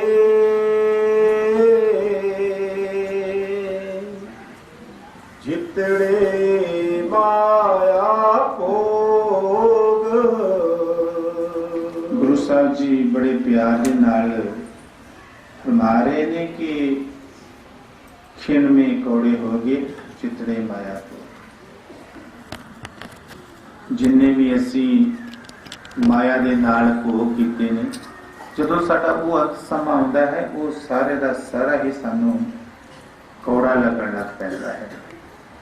महाराज जी अपने पवित्र सत्संग विच फरमाउंदे हुंदे सन कि राजा महमूद गजनी जिहड़ा सी उसने हिंदुस्तान ते 17 हमले किए। हमले करने का मकसद की सी कि जो भी इतनी जायदाद हीरे मोती जवाहरलाल सोना चांदी सी वो लुट के लै जाते सी।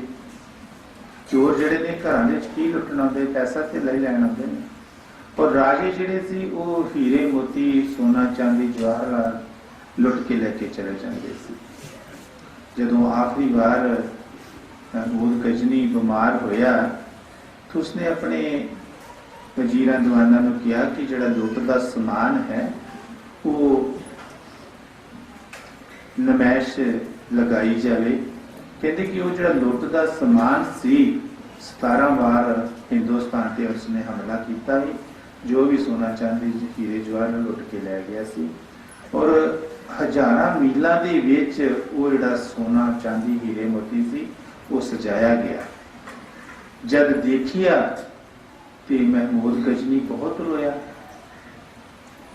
कि इस माया की खातर मैं किन्ने बच्चे यतीम किते, किन्नियां औरतां बेवा कीतियां, कितने जीव जिहड़े मैं अनजान मौत दे घाट उतार दिते। जिस चीज की खातर मैं ये पाप कीते वो माया जिहड़ी अज मेरे नाल नहीं जा रही। उस टाइम ते बहुत रोया, दुखी होया कि मेरे को बहुत पाप होया है। मारे पर मारे कि खिन में कौड़े हो गए चितड़े माया को।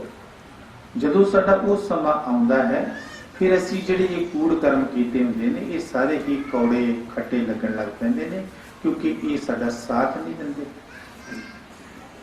क्योंकि पुण्य दान इशनान संजम साध संगत बिन वाद गया। साधु की संगत तो बगैर सानू पता नहीं है कि असी पुण्य कर रहे हैं कि दान कर रहे हैं। घरां दे विच कई भिखारी आउंदे ने, असी उन्हां नूं दाणे दिंदे हां, पैसे दिंदे हां, पर सानू उहदा ये थोड़ी पता है कि उन्हें जाके शराब पीनी है कि कबाब खाना है कि जां कुकर कर्म करना है जां उन्हें साडे पैसों दे नाल की करना है। लेकिन साडे दित्ते हुए पैसों दे नाल जो भिखारी कर्म करेगा सानू उसका ही मुआवजा मिलेगा। क्योंकि सानू पता ही नहीं है कि ये दान कीता है कि जां असीं पाप कीता है। साधु की संगत तो बगैर सानू नहीं समझ आ सकती, क्योंकि संत महापुरख इस दुनिया में आण के साडे कोल पुण्य दान कराउंदे ने। वो भुखे नूं भोजन छकाउंदे ने, किसी गरीब गुरबे की मदद करते ने। लेकिन असी माण वडियाई वास्ते घरां दे विच विआह शादियां किन्ने प्रोग्राम करते हैं, ते जे कोई गरीब बंदा दुआरे ते आ जाता तो की असी उसनूं पहलों कहने पंगत विच बैठ जा ते रोटी खा ला। सब तो पहला असी जिहड़े पतवंते सज्जण आए हुंदे उन्हां नूं रोटी खवाउने आ। जे कोई भिखारी बाहर अलख जगाउंदा भी है तो असी उन्हां नूं टुट के पहले बंदे लगाए हुंदे कि कोई अंदर ना आ जाए, कि किते किसी साडे जो आए ने मेहमान उन्हां दा कोई कपड़ा खराब हो जाए। असी उन्हां नूं दरकारदे हैं, दबकदे हैं, ਤੇ ਜਿਨ੍ਹਾਂ ਨੇ ਉਸ ਪਰਮਾਤਮਾ ਨੂੰ ਪਾਇਆ ਹੈ। ਨਾਮਦੇਵ ਜੀ ਮਹਾਰਾਜ ਜੀ ਇੱਕ ਵਾਰੀ ਫੁਲਕਾ ਬਣਾ ਰਹੇ ਸੀ ਤੇ ਜਦੋਂ ਫੁਲਕਾ ਪਕਾ ਕੇ ਚੰਗੇਰ 'ਚ ਰੱਖਿਆ ਤੇ ਇੱਕ ਕੁੱਤਾ ਆਇਆ ਤੇ ਉਹ ਫੁਲਕਾ ਚੁੱਕ ਕੇ ਦੌੜ ਗਿਆ। ਕੁੱਤੇ ਦਾ ਕੰਮ ਹੀ ਹੈ ਕਿ ਫੁਲਕਾ ਖਾਣ ਵਾਲੀ ਚੀਜ਼ ਲੈ ਕੇ ਦੌੜ ਜਾਣਾ। ਤੇ ਨਾਮਦੇਵ ਜੀ ਮਹਾਰਾਜ ਜੀ ਘਿਓ ਦਾ ਠੂਠਾ ਲੈ ਕੇ ਕੁੱਤੇ ਦੇ ਮਗਰ ਦੌੜੇ ਕਿ ਮਹਾਰਾਜ ਅੱਜ ਤੁਸੀਂ ਇਸ ਰੂਪ ਵਿੱਚ ਆਏ ਹੋ, ਤੁਸੀਂ ਰੁੱਖੀ ਰੋਟੀ ਨਾ ਖਾਇਓ, ਮੱਖਣ ਨਾਲ ਲੈ ਲਓ। ਉਹਨਾਂ ਨੇ ਉਸ ਪਰਮਾਤਮਾ ਦੀ ਜੋ ਇਹ ਕਾਇਨਾਤ ਹੈ, ਉਹਦੇ ਜਿਹੜੇ ਜੀਵ ਨੇ, ਉਹਨਾਂ ਦੇ ਨਾਲ ਵੀ ਪਿਆਰ ਕੀਤਾ ਹੈ। ਤੇ ਜਦੋਂ ਉਹਨਾਂ ਨੂੰ ਪਤਾ ਹੈ ਕਿ ਮਰੇ ਪਰਮਦੇ ਕੇ ਸਭ ਕਟ ਵਸੇ ਮੇਰੇ ਸਾਈਆਂ ਸੁਣੀ ਸ਼ੇਜ ਨਾ ਕੋਈ ਬਲਿਹਾਰ ਜਾਵਾਂ ਉਹ ਗੱਟ ਮੇ ਜਾ ਤੂੰ ਪ੍ਰਗਟ ਹੋਏ। ਇਹ ਦੁਨੀਆ ਦੇ ਵਿੱਚ ਜਿੰਨੇ ਵੀ 84 ਲੱਖ ਜੀਆ ਜੂਨ ਦੇ ਵਿੱਚ ਜੀਵ ਨੇ, ਸਾਰਿਆਂ ਦੇ ਵਿੱਚ ਹੀ ਉਸ ਪਰਮਾਤਮਾ ਦੀ ਅੰਸ਼ ਵਸਦੀ ਹੈ। ਉਹਨਾਂ ਨੂੰ ਪਤਾ ਹੈ ਕਿ ਹਰੇਕ ਦੇ ਅੰਦਰ ਉਹ ਪਰਮਾਤਮਾ ਹੈ, ਉਹ ਸਾਰਿਆਂ ਦੇ ਨਾਲ ਹੀ ਪਿਆਰ ਕਰਦੇ ਨੇ।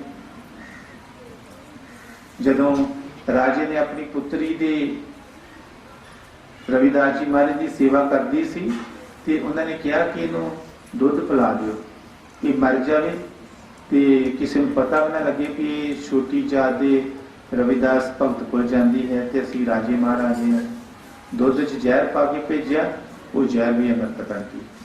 ਫੁੱਲਾਂ ਦੇ ਨਾਲ ਉਹ ਸੇਵਾ ਕਰਦੀ ਸੀ ਤੇ ਉਸ ਪਟਾਰੀ ਦੇ ਵਿੱਚ ਸੱਪ ਪਾ ਕੇ ਭੇਜ ਦਿੱਤਾ ਕਿ ਜਦ ਵੀ ਫੁੱਲਾਂ ਦੀ ਸੇਵਾ ਕਰਨ ਲੱਗੇਗੀ ਵਿੱਚੋਂ ਸੱਪ ਨਿਕਲੇਗਾ, ਤੈਨੂੰ ਲੜ ਜਾਏਗਾ ਤੇ ਮਰ ਜਾਏਗਾ।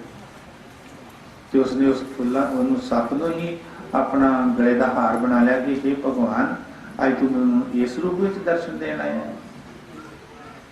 ਜਿਹੜੇ ਮਾਲਕ ਦੇ ਪਿਆਰੇ ਨੇ ਉਹ ਸਾਰਿਆਂ ਨਾਲ ਪਿਆਰ ਕਰਦੇ ਨੇ ਔਰ ਸਾਰੇ ਹੀ ਉਹਨਾਂ ਨਾਲ ਪਿਆਰ ਕਰਦੇ ਨੇ। ਜਿਹੜੇ ਜੀਵ ਨਿੰਦਕ ਨੇ ਉਹ ਨਿੰਦਿਆ ਕਰਦੇ ਨੇ। ਉਹ ਮਰੇ ਫਰਮਾਤੇ ਕਿ ਨਿੰਦਕ ਨਿੰਦਾ ਕਰ ਕਰ ਬਗੁੱਤਾ ਅੰਦਰ ਲੋਕ ਭੌਂਕੀ ਜੈਸੇ ਕੁੱਤਾ। ਨਿੰਦਕ ਦੀ ਸ਼ਿਜਤ ਕੁੱਤੇ ਦੇ ਨਾਲ ਦਿੱਤੀ ਹੈ ਗੁਰੂ ਸਾਹਿਬ ਜੀ ਮਹਾਰਾਜ ਨੇ। ਜਿਹੜਾ ਨਿੰਦਕ ਹੈ ਉਹਨੇ ਨਿੰਦਿਆ ਹੀ ਕਰਨੀ ਹੈ, ਲੇਕਿਨ ਜੇ ਅਸੀਂ ਉਹ ਨਿੰਦਿਆ ਸੁਣਦੇ ਹਾਂ ਤੇ ਅਸੀਂ ਵੀ ਭਾਗੀਦਾਰ ਹਾਂ। ਜੋ ਕੋਈ ਨਿੰਦਿਆ ਕਰਦਾ ਵੀ ਤੂੰ ਕਰੀ ਜਾ, ਸਾਡੇ ਲਾਗੇ ਕੋਈ ਨਹੀਂ, ਸਾਡਾ ਜੋ ਹੈ ਸਾਨੂੰ ਰਹਿਣ ਦੇ ਜਿੱਦਾਂ ਦੇ ਅਸੀਂ ਹੈਗੇ। ਜੇ ਅਸੀਂ ਉਹਦੇ ਨਾਲ ਨਿੰਦਿਆ ਦੇ ਵਿੱਚ ਹਾਮੀ ਭਰਦੇ ਹਾਂ ਕਿ ਜੋ ਨਿੰਦਿਆ ਕਰਨ ਵਾਲੇ ਨੂੰ ਪਾਪ ਲੱਗਦਾ ਹੈ ਤੇ ਸੁਣਨ ਵਾਲੇ ਨੂੰ ਵੀ ਉਹਨਾਂ ਨੂੰ ਪਾਪ ਲੱਗਦਾ ਹੈ। ਪਰ ਸਾਡੇ ਤੇ ਮਨ ਦੀ ਖੁਰਾਕ ਹੈ ਨਿੰਦਿਆ। ਜਿੰਨੀ ਦੇਰ ਤੱਕ ਅਸੀਂ 4, 5, 10 ਵਾਰੀ ਇੱਕ ਦੂਜੇ ਨਿੰਦਿਆ ਕਰਨਾ ਲਈਏ ਤਾਂ ਸਾਨੂੰ ਰੋਟੀ ਨਹੀਂ ਆ ਜਾਣੀ, ਤੇ ਫਿਰ ਸਾਡਾ ਭਲਾ ਕਿਸ ਤਰ੍ਹਾਂ ਹੋਣਾ ਹੈ। ਸਾਡੇ ਅੰਦਰ ਉਹ ਲੋਭ ਜਿਹੜਾ ਹੈ ਉਹ ਫੁੜਕਦਾ ਰਹਿੰਦਾ ਹੈ, ਭਟਕਦਾ ਰਹਿੰਦਾ ਹੈ। ਅਸੀਂ ਸੋਚਦੇ ਸ਼ਾਇਦ ਨਿੰਦਿਆ ਕਰਕੇ ਸਾਡੀ ਮੇਰੀ ਸੇਵਾ ਹੋ ਜਾਣੀ ਹੈ ਜਾਂ ਮੇਰੀ ਪੂਜਾ ਹੋ ਜਾਣੀ ਹੈ, ਪਰ ਪੂਜਾ ਜਿਹੜੀ ਹੈ ਉਹ ਕਰਮਾਂ ਤੋਂ ਬਗੈਰ ਨਹੀਂ ਹੁੰਦੀ। ਤਪੋ ਰਾਜ ਤੇ ਰਾਜੁੰਦਾ, ਜੇ ਅਸੀਂ ਤਪ ਕਰਾਂਗੇ ਫਿਰ ਹੀ ਸਾਨੂੰ ਸੁੱਖ ਮਿਲਣਾ ਹੈ। ਸੁੱਖ ਸਾਗਰ ਹਰ ਨਾਮ ਹੈ। ਹਰੀ ਦੇ ਨਾਮ ਦੀ ਕਮਾਈ ਕਰਦੇ ਵਿੱਚ ਹੀ ਸਾਨੂੰ ਸੁੱਖ ਮਿਲਣਾ ਹੈ। ਜੇ ਅਸੀਂ ਹਰੀ ਦੇ ਨਾਮ ਦੀ ਕਮਾਈ ਨਹੀਂ ਕਰਦੇ ਤੇ ਜੋ ਮਰਜ਼ੀ ਤੁਸੀਂ ਕਰ ਲਓ, ਤੁਹਾਨੂੰ ਕਦੇ ਵੀ ਸੁੱਖ ਨਹੀਂ ਮਿਲ ਸਕਦਾ। ਸੁੱਖ ਜਿਹੜਾ ਹੈ ਉਹ ਨਾਮ ਦੀ ਕਮਾਈ ਦੇ ਵਿੱਚ ਹੀ ਹੈ। ਇਸ ਕਰਕੇ ਅਸੀਂ ਜਿੰਨੇ ਵੀ ਮਾਇਆ ਦੇ ਭੋਗ ਕਰਦੇ ਹਾਂ, ਜਦੋਂ ਸਾਡੇ ਤੇ ਉਹ ਸਮਾਂ ਆਉਂਦਾ ਹੈ, ਸਾਨੂੰ ਉਹ ਇੱਕ ਖਿੰਡ ਦੇ ਵਿੱਚ ਕੌੜੇ ਖੱਟੇ ਲੱਗਣ ਲੱਗ ਪੈਂਦੇ ਹਨ। ਹਾਂਜੀ, ਖਿੰਡ ਮੇ ਕੌੜੇ ਹੋਏ ਗਏ,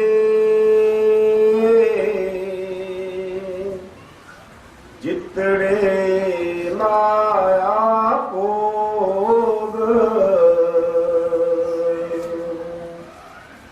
ਵਿੱਚ ਨਾ ਕੋਈ ਕਰ ਸਕੇ,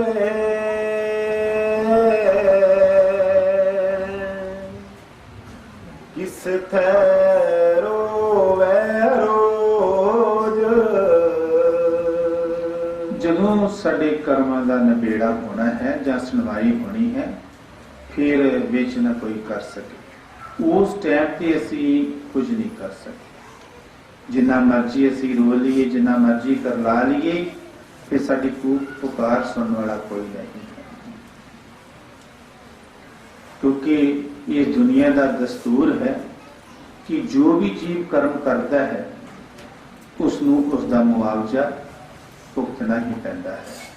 ਜਿੰਨੀ ਦੇਰ ਤੱਕ ਅਸੀਂ ਆਪਣੇ ਕੀਤੇ ਹੋਏ ਕਰਮਾਂ ਦਾ ਮੁਆਵਜ਼ਾ ਭੁਗਤ नहीं लेंदे उन्नी देर तक साडा छुटकारा नहीं है। क्योंकि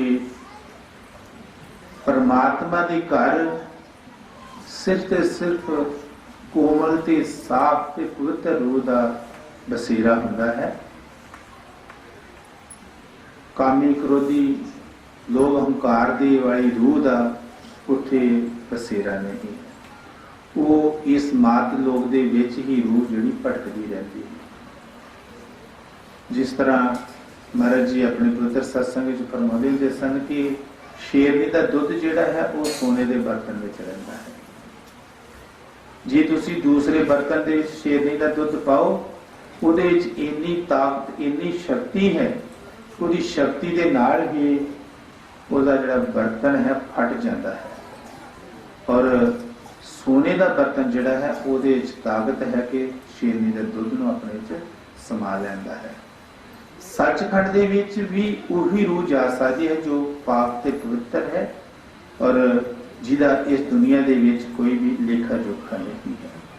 जिन्नी देर तक साडी आत्मा पवित्र ते साफ नहीं हुंदी, साडे कर्मां दा लेखा जोखा मुकदा नहीं है, उन्नी देर तक असीं भी अपने घर नहीं जा सकते। इस करके सानू अपने कर्मां ते पाबंदी करनी चाहिए है।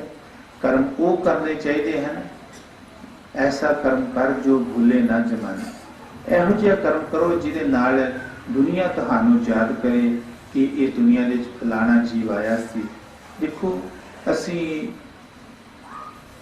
राजियां नूं भी पिछलियां नूं याद करते हैं, गोपी चंद राजा उहनूं असी याद करते हैं और हकीम जिहड़े उन्हां नूं भी असी याद करते हैं, रकमान हकीम, क्योंकि उन्हां दी जो कमाई सी जां उन्हां दी शक्ति सी, जो उन्हां दी भावना सी पवित्र सी। कहंदे कि एक बार रकमान हकीम दे बेटे नूं दस्त लग गई तो दस्त दी दवाई दवे पर उन्होंने आराम ना आवे, पर उसनों अपनी दवाई ते इन्ना मान सी कि वो कहता सी कि जे मैं समुद्र दे विच दवाई पा दा ते समुद्र नूं बंद लग सकता है। ते कहते कि उस टाइम ते वो करता जो सृष्टि साडी दा मालिक है धर्मराज, वो प्रगट होया, कहता कि दवाई तो मैं जान ही नहीं दिती गले तो थले, ते दस्त किदां हट जानी सी, क्योंकि दा टाइम आ गया, इन्हूं मैं लेके जाना।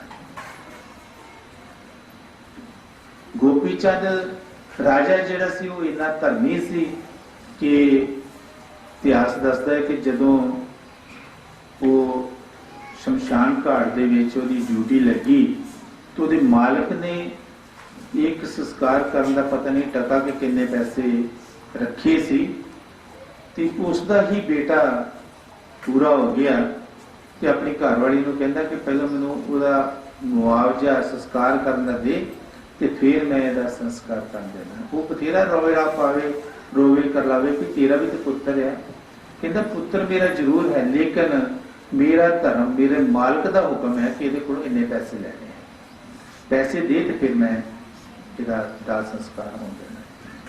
तो कहते कि जदों इन्ना धर्मी देखिया तो सारे देवी देवते उत्थे प्रगट हो गए कि इन्ना सिदक इन्ना संतोख वाला पातशाह असी नहीं देखिया।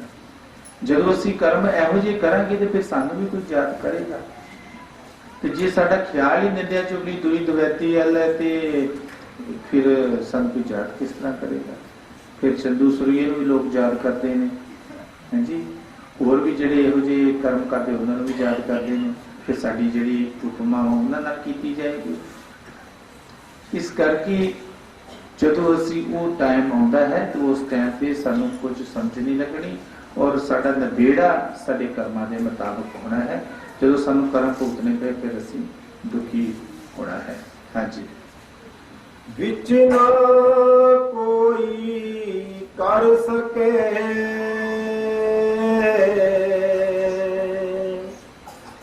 जिस ठहरो रोज कीता, た किछु ना होई, किछु ना होई, किछु ना होई, किछु ना होई, किछु ना होई, किछु ना होई, किछु ना होई, किछु ना होई, किछु ना होई, किछु ना होई, किछु ना होई, किछु ना होई, होई। ਲਿਖਿਆ ਤੁਰ ਸੰਜੋਗ। ਗੁਰੂ ਸਾਹਿਬ ਜੀ ਮਹਾਰਾਜ ਜੀ ਫਰਮਾ ਰਹੇ ਨੇ ਕਿ ਉਸ ਟਾਈਮ ਤੇ ਕੁਝ ਵੀ ਤੁਸੀਂ ਕਰ ਲਓ, ਕੁਝ ਨਹੀਂ ਹੋ ਸਕਦਾ, ਕਿਉਂਕਿ ਜੋ ਧੁਰੋਂ ਸਾਡੇ ਸੰਜੋਗ, ਸਾਡੇ ਕਰਮ ਲਿਖੇ ਗਏ ਨੇ, ਉਹ ਸਾਨੂੰ ਅਵਸ਼ ਭੋਗਣੇ ਪੈਣੇ। ਮਹਾਰਾਜ ਜੀ ਫਰਮਾਉਂਦੇ ਹੁੰਦੇ ਸਨ ਕਿ ਅਸੀਂ ਜੀਵ 3 ਤਰ੍ਹਾਂ ਦੇ ਕਰਮ ਕਰਦੇ ਹਾਂ, ਕਿਰੇਮਾਨ ਕਰਮ, ਪ੍ਰਾਲਬਧ ਕਰਮ ਔਰ ਸੰਚਿਤ ਕਰਮ। ਕਿਰੇਮਾਨ ਕਰਮ ਉਹ ਨੇ ਜੋ ਅਸੀਂ ਆਪਣੀ ਇੱਛਾ ਦੇ ਨਾਲ ਹੁਣ ਕਰ ਰਹੇ ਹਾਂ, ਜਿੱਦਾਂ ਅਸੀਂ ਬੈਠੇ ਹਾਂ ਸਤਿਗੁਰਾਂ ਦੀ ਮਹਿਮਾ ਉਪਮਾ ਸੁਣ ਰਹੇ ਹਾਂ ਜਾਂ ਕਰ ਰਹੇ ਹਾਂ, ਇਹ ਸਾਡੀ ਇੱਛਾ ਦੇ ਮੁਤਾਬਕ ਸਾਡਾ ਕਿਰੇਮਾਨ ਕਰਮ ਹੈ। ਜਦੋਂ ਅਸੀਂ ਕਿਰੇਮਾਨ ਕਰਮ ਕਰ ਲੈਂਦੇ ਹਾਂ, ਉਹ ਕਰਮ ਸਾਡੀ ਪ੍ਰਾਲਬਧ ਬਣ ਜਾਂਦੇ ਨੇ। ਜਿਸ ਤਰ੍ਹਾਂ ਜ਼ਿਮੀਂਦਾਰ ਕੋਈ ਫਸਲ ਬੀਜਦਾ ਹੈ ਤੇ ਉਹ ਕਿਰੇਮਾਨ ਕਰਮ ਹੈ ਕਿ ਉਹ ਕਣਕ ਬੀਜ ਲੈਂਦਾ ਤੇ ਜੌਂ ਬੀਜ ਲੈਂਦਾ ਜਾਂ ਛੋਲੇ ਬੀਜ ਲੈਂਦਾ ਹੈ, ਉਹ ਆਪਣੀ ਇੱਛਾ ਦੇ ਮੁਤਾਬਕ ਬੀਜਦਾ, ਉਹ ਕਿਰੇਮਾਨ ਕਰਮ ਹੈ। ਪਰ ਜੋ ਉਹ ਬੀਜ ਲੈਂਦਾ ਹੈ, ਉਹ ਫਿਰ ਪੱਕ ਕੇ ਉਹ ਫਸਲ ਜਦੋਂ ਘਰ ਆ ਜਾਂਦੀ ਹੈ ਤੇ ਸਾਨੂੰ ਉਹ ਖਾਣੀ ਪੈਂਦੀ ਹੈ, ਉਹ ਸਾਡੀ ਪ੍ਰਾਲਬਧ ਕਰਮ ਹੁੰਦੀ ਹੈ। ਮੇਰੀ ਪ੍ਰਮੋਦੀ ਕਿ ਜਿਹੜੇ ਅਸੀਂ ਕਿਰੇਮਾਨ ਕਰਮ ਕਰਦੇ ਉਹ ਅਸੀਂ ਹਿਰਦੇ ਤੋਂ, ਆਪਣੇ ਦਿਲ ਤੋਂ, ਆਪਣੇ ਦਿਮਾਗ 'ਚ ਕਰਦੇ ਹਾਂ। ਅਸੀਂ ਸੋਚਦੇ ਹਾਂ ਕਿ ਆਹ ਕੰਮ ਕਰਨਾ ਹੈ, ਔਰ ਉਹਦਾ ਜੋ ਟਿਕਾਣਾ ਹੈ ਉਹ ਸਾਡੇ ਹਿਰਦੇ ਦੇ ਵਿੱਚ ਹੈ। ਔਰ ਪ੍ਰਾਲਬਧ ਕਰਮ ਜੋ ਹੈ ਉਹਦਾ ਜਿਹੜਾ ਟਿਕਾਣਾ ਹੈ ਉਹ ਪ੍ਰਕ੍ਰਿਤੀ ਦੇ ਵਿੱਚ ਹੈ। ਜਦੋਂ ਅਸੀਂ ਪ੍ਰਾਲਬਧ ਕਰਮ ਕਰ ਲੈਂਦੇ ਹਾਂ, ਫਿਰ ਸਾਨੂੰ ਅਵਸ਼ ਉਹੀ ਖਾਣੇ ਪੈਂਦੇ। ਜੇ ਅਸੀਂ ਜੌਂ ਬੀਜੇ ਨੇ ਫਿਰ ਸਾਨੂੰ ਜੌਂ ਹੀ ਖਾਣੇ ਪੈਣੇ, ਜੇ ਛੋਲੇ ਬੀਜੇ ਫਿਰ ਛੋਲੇ ਖਾਣੇ ਪੈਣੇ, ਫਿਰ ਸਾਨੂੰ ਕਣਕ ਜਾਂ ਜਵਾਰ ਨਹੀਂ ਮਿਲ ਸਕਦਾ। ਜੋ ਅਸੀਂ ਕਰਮ ਕੀਤਾ ਹੈ ਸਾਨੂੰ ਉਹਦਾ ਹੀ ਈਵਜ਼, ਉਹਦਾ ਹੀ ਸਾਨੂੰ ਮੁਆਵਜ਼ਾ ਮਿਲਣਾ ਹੈ। ਸੰਚਿਤ ਕਰਮ ਕੀ ਹਨ ਕਿ ਕਈ ਵਾਰ ਦੇਖੋ ਕੋਈ ਜ਼ਿਮੀਂਦਾਰ ਫਸਲ ਬੀਜ ਲੈਂਦਾ ਹੈ ਤੇ ਉਹਦੀ ਫਸਲ ਜਿਹੜੀ ਆ 10 ਕੁਇੰਟਲ 100 ਕੁਇੰਟਲ ਹੋ ਜਾਂਦੀ ਹੈ ਤੇ ਉਹ ਉਸ ਕਣਕ ਫਸਲ ਦੇ ਵਿੱਚੋਂ ਅੱਧੀ ਫਸਲ ਜਿਹੜੀ ਉਹ ਵਰਤ ਲੈਂਦਾ ਹੈ, ਅੱਧੀ ਫਸਲ ਉਹਦੀ ਬਚ ਜਾਂਦੀ ਹੈ ਤੇ ਉਹ ਆਪਣੇ ਸਟੋਰ 'ਚ ਜਮ੍ਹਾਂ ਕਰ ਲੈਂਦਾ ਹੈ। ਅਗਲੇ ਸਾਲ ਫਿਰ ਕੋਈ ਫਸਲ ਬੀਜਦਾ ਹੈ ਤਾਂ ਉਹ ਵੀ 100 ਕੁਇੰਟਲ ਹੋ ਜਾਂਦੀ ਹੈ ਤੇ 50 ਕੁਇੰਟਲ ਉਹ ਖਾ ਲੈਂਦਾ ਹੈ ਤੇ 50 ਕੁਇੰਟਲ ਜਿਹੜੀ ਉਹ ਫਿਰ ਸਟੋਰ 'ਚ ਜਮ੍ਹਾਂ ਕਰ ਲੈਂਦਾ ਹੈ। ਜਿਹੜੀ ਉਹ 50 ਕੁਇੰਟਲ ਹਰ ਸਾਲ ਸਟੋਰ ਦੇ ਵਿੱਚ ਜਮ੍ਹਾਂ ਹੋ ਜਾਂਦੀ ਹੈ, ਜਦੋਂ ਅਸੀਂ ਕਿਰੇਮਾਨ ਕਰਮ ਨਹੀਂ ਕਰਦੇ ਜਾਂ ਸਾਡੀ ਪ੍ਰਾਲਬਧ ਨਹੀਂ ਹੁੰਦੀ, ਉਸ ਟਾਈਮ ਤੇ ਉਹ ਸਾਡਾ ਕਰਤਾ ਜਿਹੜਾ ਸਾਡੀ ਇਸ ਸ੍ਰਿਸ਼ਟੀ ਦਾ ਮਾਲਕ ਧਰਮਰਾਜ ਹੈ, ਉਹ ਸਾਡੇ ਉਹ ਸੰਚਿਤ ਕਰਮ ਜਿਹੜੇ ਨੇ ਉਹਨਾਂ ਦਾ ਲੇਖਾ ਜੋਖਾ ਦੇਖ ਕੇ ਸਾਨੂੰ ਅਗਲਾ ਜਨਮ ਦਿੰਦਾ ਹੈ। ਔਰ ਕਿਰੇਮਾਨ ਕੀਤੇ ਨਹੀਂ, ਪ੍ਰਾਲਬਧ ਸਾਡੀ ਬਣੀ ਨਹੀਂ, ਔਰ ਉਸ ਟਾਈਮ ਤੇ ਸਾਨੂੰ ਜਿਹੜੇ ਸੰਚਿਤ ਕਰਮ ਸਾਡੇ ਉੱਪਰ ਜਮਾ ਹੋਏ ਨੇ, ਉਹਨਾਂ ਦਾ ਹੀ ਲੇਖਾ ਜੋਖਾ ਸਾਨੂੰ ਉਹ ਕਰਤਾ ਜਿਹੜਾ ਹੈ ਦਿੰਦਾ ਹੈ। ਜਦੋਂ ਸਾਡੇ ਕਿਰੇਮਾਨ ਹੋਏ ਨਹੀਂ, ਪ੍ਰਾਲਬਧ ਬਣੀ ਨਹੀਂ, ਸੰਚਿਤ ਕਰਮਾਂ ਦਾ ਵੀ ਨਿਬੇੜਾ ਹੋ ਗਿਆ ਤੇ ਫਿਰ ਜਾ ਕੇ ਸਾਡਾ ਛੁਟਕਾਰਾ ਹੋਣਾ ਹੈ। ਜੇ ਸਾਡੇ ਕੀ ਕਰਮ ਬਣਦੇ ਰਹੇ, ਕਰਦੇ ਰਹੇ, ਤੇ ਫਿਰ ਅਸੀਂ ਇਸ ਦੁਨੀਆ ਦੇ ਵਿੱਚ ਆਉਂਦੇ ਜਾਂਦੇ ਰਹਾਂਗੇ।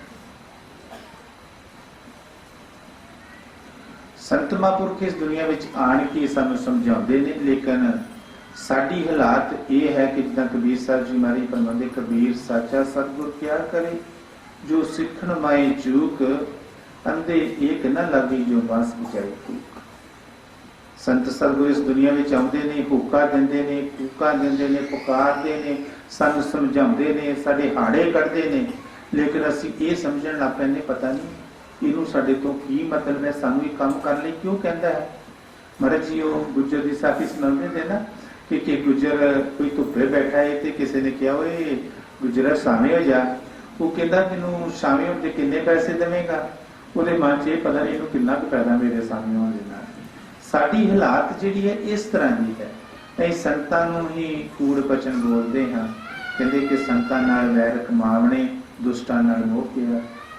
ਅਸੀਂ ਪਿਆਰ ਉਹਨਾਂ ਨਾਲ ਕਰਦੇ ਜਿਨ੍ਹਾਂ ਦਾ ਸਾਡਾ ਲੇਖਾ ਜੋਖਾ ਬਣਨਾ ਤੇ ਸਾਨੂੰ ਭੁਗਤਣਾ ਪੈਣਾ ਹੈ, ਤੇ ਜਿਨ੍ਹਾਂ ਨੇ ਸਾਡਾ ਨਿਬੇੜਾ ਕਰਨਾ ਹੈ ਉਹਨਾਂ ਨੂੰ ਅਸੀਂ ਕਸ਼ਟ ਦਿੰਦੇ ਹਾਂ, ਦੁੱਖ ਦਿੰਦੇ ਹਾਂ, ਤੇ ਸਾਡਾ ਭਲਾ ਕਿਸ ਤਰ੍ਹਾਂ ਹੋਏਗਾ।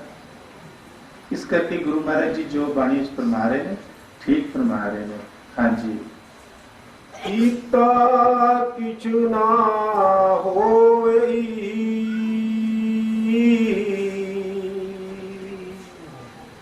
ਲਿਖਿਆ ਤੁਰ ਸੰਜੋਗ, ਵੱਡ ਭਾਗੀ ਮੇਰਾ ਪ੍ਰਭ ਮਿਲੈ,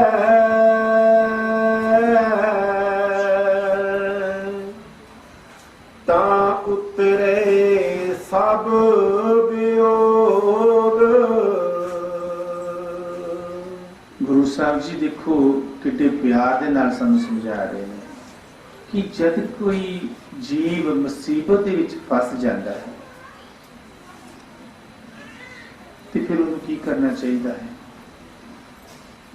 ਉਸ ਟਾਈਮ ਤੇ ਜੀਵ ਦੁਖੀ ਹੋ ਕੇ ਜਦੋਂ ਸਾਰੇ ਪਾਸੇ ਉਹਦਾ ਖਿਆਲ ਹਟ ਜਾਂਦਾ ਹੈ ਕਿ ਕੋਈ ਵੀ ਜੀਵ ਉਹਦੀ ਮਦਦ ਨਹੀਂ ਕਰਦਾ, ਵੀ ਮੁਸੀਬਤ ਦੇ ਵਿੱਚ ਦੁੱਖ ਦੇ ਵਿੱਚ ਸਹਾਈ ਨਹੀਂ ਹੁੰਦਾ, ਤੇ ਫਿਰ ਵਡਭਾਗੀ ਮੇਰਾ ਪ੍ਰਭ ਮਿਲੇ।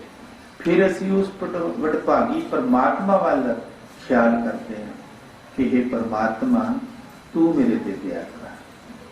ਜਦੋਂ ਸਾਡਾ ਕਿਸੇ ਬੰਨੇ ਹੱਥ ਨਹੀਂ ਪਹੁੰਚਦਾ, ਜਦੋਂ ਸਾਡੀ ਕੋਈ ਬਾਂਹ ਨਹੀਂ ਫੜਦਾ, ਉਸ ਟਾਈਮ ਤੇ ਫਿਰ ਅਸੀਂ ਉਸ ਹਰੀ ਪਰਮਾਤਮਾ ਨੂੰ ਯਾਦ ਕਰਦੇ ਹਾਂ। ਫਿਰ ਉਹ ਪਰਮਾਤਮਾ ਸਾਡੀ ਮਦਦ ਕਰਦਾ ਹੈ ਔਰ ਸਾਨੂੰ ਸਿੱਧੇ ਰਾਹ ਪਾਉਂਦਾ ਹੈ। ਹਾਂਜੀ, ਵੱਡ ਭਾਗੀ ਮੇਰਾ ਪ੍ਰਭ ਮਿਲੈ,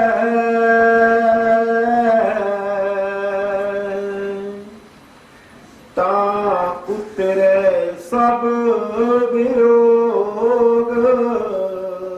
ਜਨਮਾਂ ਜਨਮਾਂ ਦੇ ਦੁੱਖ ਜਿਹੜੇ ਮਹਾਰਾਜ ਜੀ ਕਹਿੰਦੇ ਉਹ ਕੱਟੇ ਜਾਂਦੇ ਨੇ ਜਦੋਂ ਪਰਮਾਤਮਾ ਸਤਿਗੁਰ ਸਾਨੂੰ ਮਿਲ ਜਾਂਦਾ ਹੈ। ਹਾਂਜੀ, ਵੱਡ ਭਾਗੀ ਮੇਰਾ ਪ੍ਰਭ ਮਿਲੈ,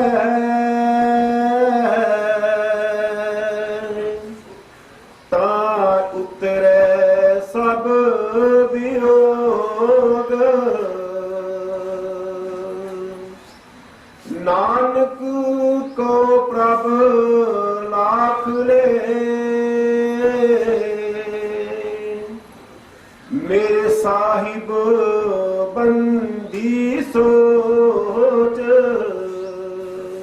ਗੁਰੂ ਸਾਹਿਬ ਜੀ ਮਹਾਰਾਜ ਜੀ ਦੇਖੋ ਕੋਈ ਗਰੀਬ ਨੇ, ਉਹ ਸਾਡੇ ਵਾਸਤੇ ਸਾਨੂੰ ਸਮਝਾਉਣ ਵਾਸਤੇ ਫਰਮਾ ਰਹੇ ਕਿ ਉਹ ਪਰਮਾਤਮਾ ਵਡਭਾਗੀ ਜਿਹੜਾ ਹੈ ਮੇਰੇ ਚੰਗੇ ਕਰਮ ਹੋਣ ਤੇ ਮਿਲਣ ਤੇ ਫਿਰ ਮੇਰਾ ਜਾ ਕੇ ਭਲਾ ਹੋਣਾ ਹੈ। ਗੁਰੂ ਸਾਹਿਬ ਜੀ ਮਹਾਰਾਜ ਜੀ ਫਰਮਾ ਰਹੇ ਨੇ ਕਿ हे ਪਰਮਾਤਮਾ, हे ਵਾਹਿਗੁਰੂ ਮੇਰੇ ਤੇ ਦਇਆ ਕਰ, ਤੂੰ ਬੰਦੀ ਮੋਚ ਹੈ, ਤੂੰ ਇਸ ਦੁਨੀਆ ਤੋਂ ਮੈਨੂੰ ਨਜਾਤ ਦਿਵਾਉਣ ਵਾਲਾ ਹੈ, ਮੈਨੂੰ ਇਸ ਮਾਤ ਲੋਕ ਤੋਂ ਛੁਟਕਾਰਾ ਪਾਉਣ ਵਾਲਾ ਤੂੰ ਹਰੀ ਹੈ। ਮੇਰੇ ਤੇ ਕਿਰਪਾ ਕਰ, ਮੇਰੇ ਤੇ ਦਇਆ ਕਰ ਕਿ ਤੂੰ ਬਖਸ਼ਣਹਾਰ ਹੈ, ਮੇਰੇ ਤੇ ਕਿਰਪਾ ਕਰਕੇ ਮੈਨੂੰ ਆਪਣੇ ਚਰਨਾਂ ਦੇ ਵਿੱਚ ਸਥਾਨ ਦੇ ਦੇ। ਹਾਂਜੀ, ਨਾਨਕ ਕੋ ਪ੍ਰਭ ਰਾਖ ਲੈ,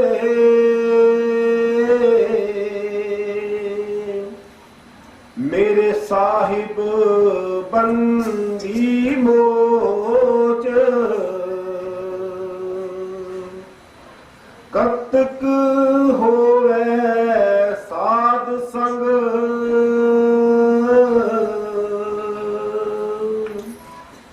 ਬਿਨ ਸੇ ਸਭੇ ਸੋਚ। ਗੁਰੂ ਸਾਹਿਬ ਜੀ ਮਹਾਰਾਜ ਜੀ ਸ਼ਬਦ ਸਮਾਪਤ ਕਰਦੇ ਹੋਏ ਬੜੇ ਪਿਆਰ ਨਾਲ ਫਰਮਾ ਰਹੇ ਨੇ ਕਿ ਜਦੋਂ ਉਹ ਪਰਮਾਤਮਾ ਮਿਲ ਜਾਂਦਾ ਹੈ ਤੇ ਸਾਨੂੰ ਆਪਣੇ ਸਤਿਗੁਰ ਤੇ ਵਿਸ਼ਵਾਸ ਕਰਨਾ ਚਾਹੀਦਾ ਹੈ। ਜਦੋਂ ਅਸੀਂ ਵਿਸ਼ਵਾਸ ਕਰ ਲਾਂਗੇ, ਦੇਖੋ ਇੱਕ ਛੋਟਾ ਬੱਚਾ ਹੈ, ਉਹ ਆਪਣੇ ਮਾਤਾ ਪਿਤਾ ਤੇ ਵਿਸ਼ਵਾਸ ਕਰਦਾ ਹੈ, ਉਹਨੂੰ ਪਤਾ ਨਹੀਂ ਕਿ ਮੈਂ ਕੀ ਖਾਣਾ ਕੀ ਪੀਣਾ ਹੈ, ਲੇਕਿਨ ਉਹ ਆਪਣੇ ਮਾਤਾ ਪਿਤਾ ਤੇ ਵਿਸ਼ਵਾਸ ਕਰਦਾ ਕਿ ਉਹਦਾ ਮਾਤਾ ਪਿਤਾ ਜਿਹੜਾ ਹੈ ਉਹਨੂੰ ਸਰਦ ਗਰਮ ਠੰਡ ਗਰਮੀ ਤੋਂ ਬਚਾਉਂਦਾ ਹੈ।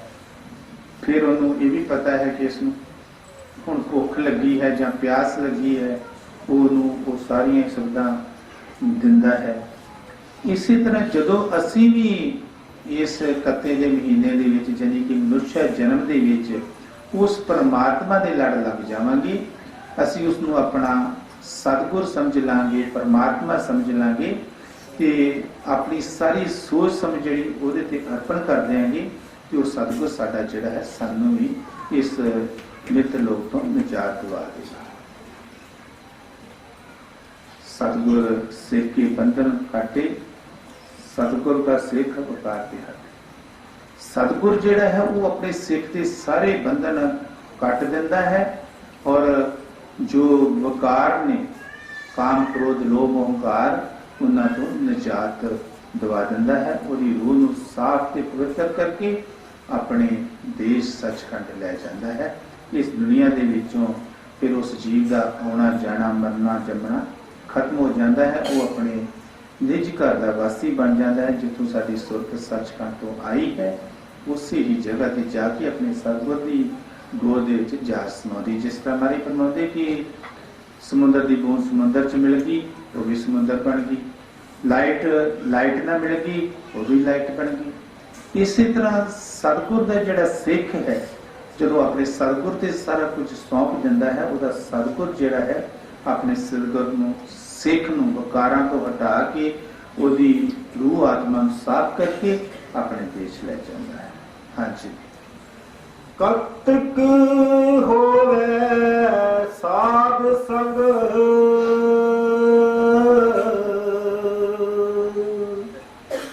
बिन सै सबे सोच।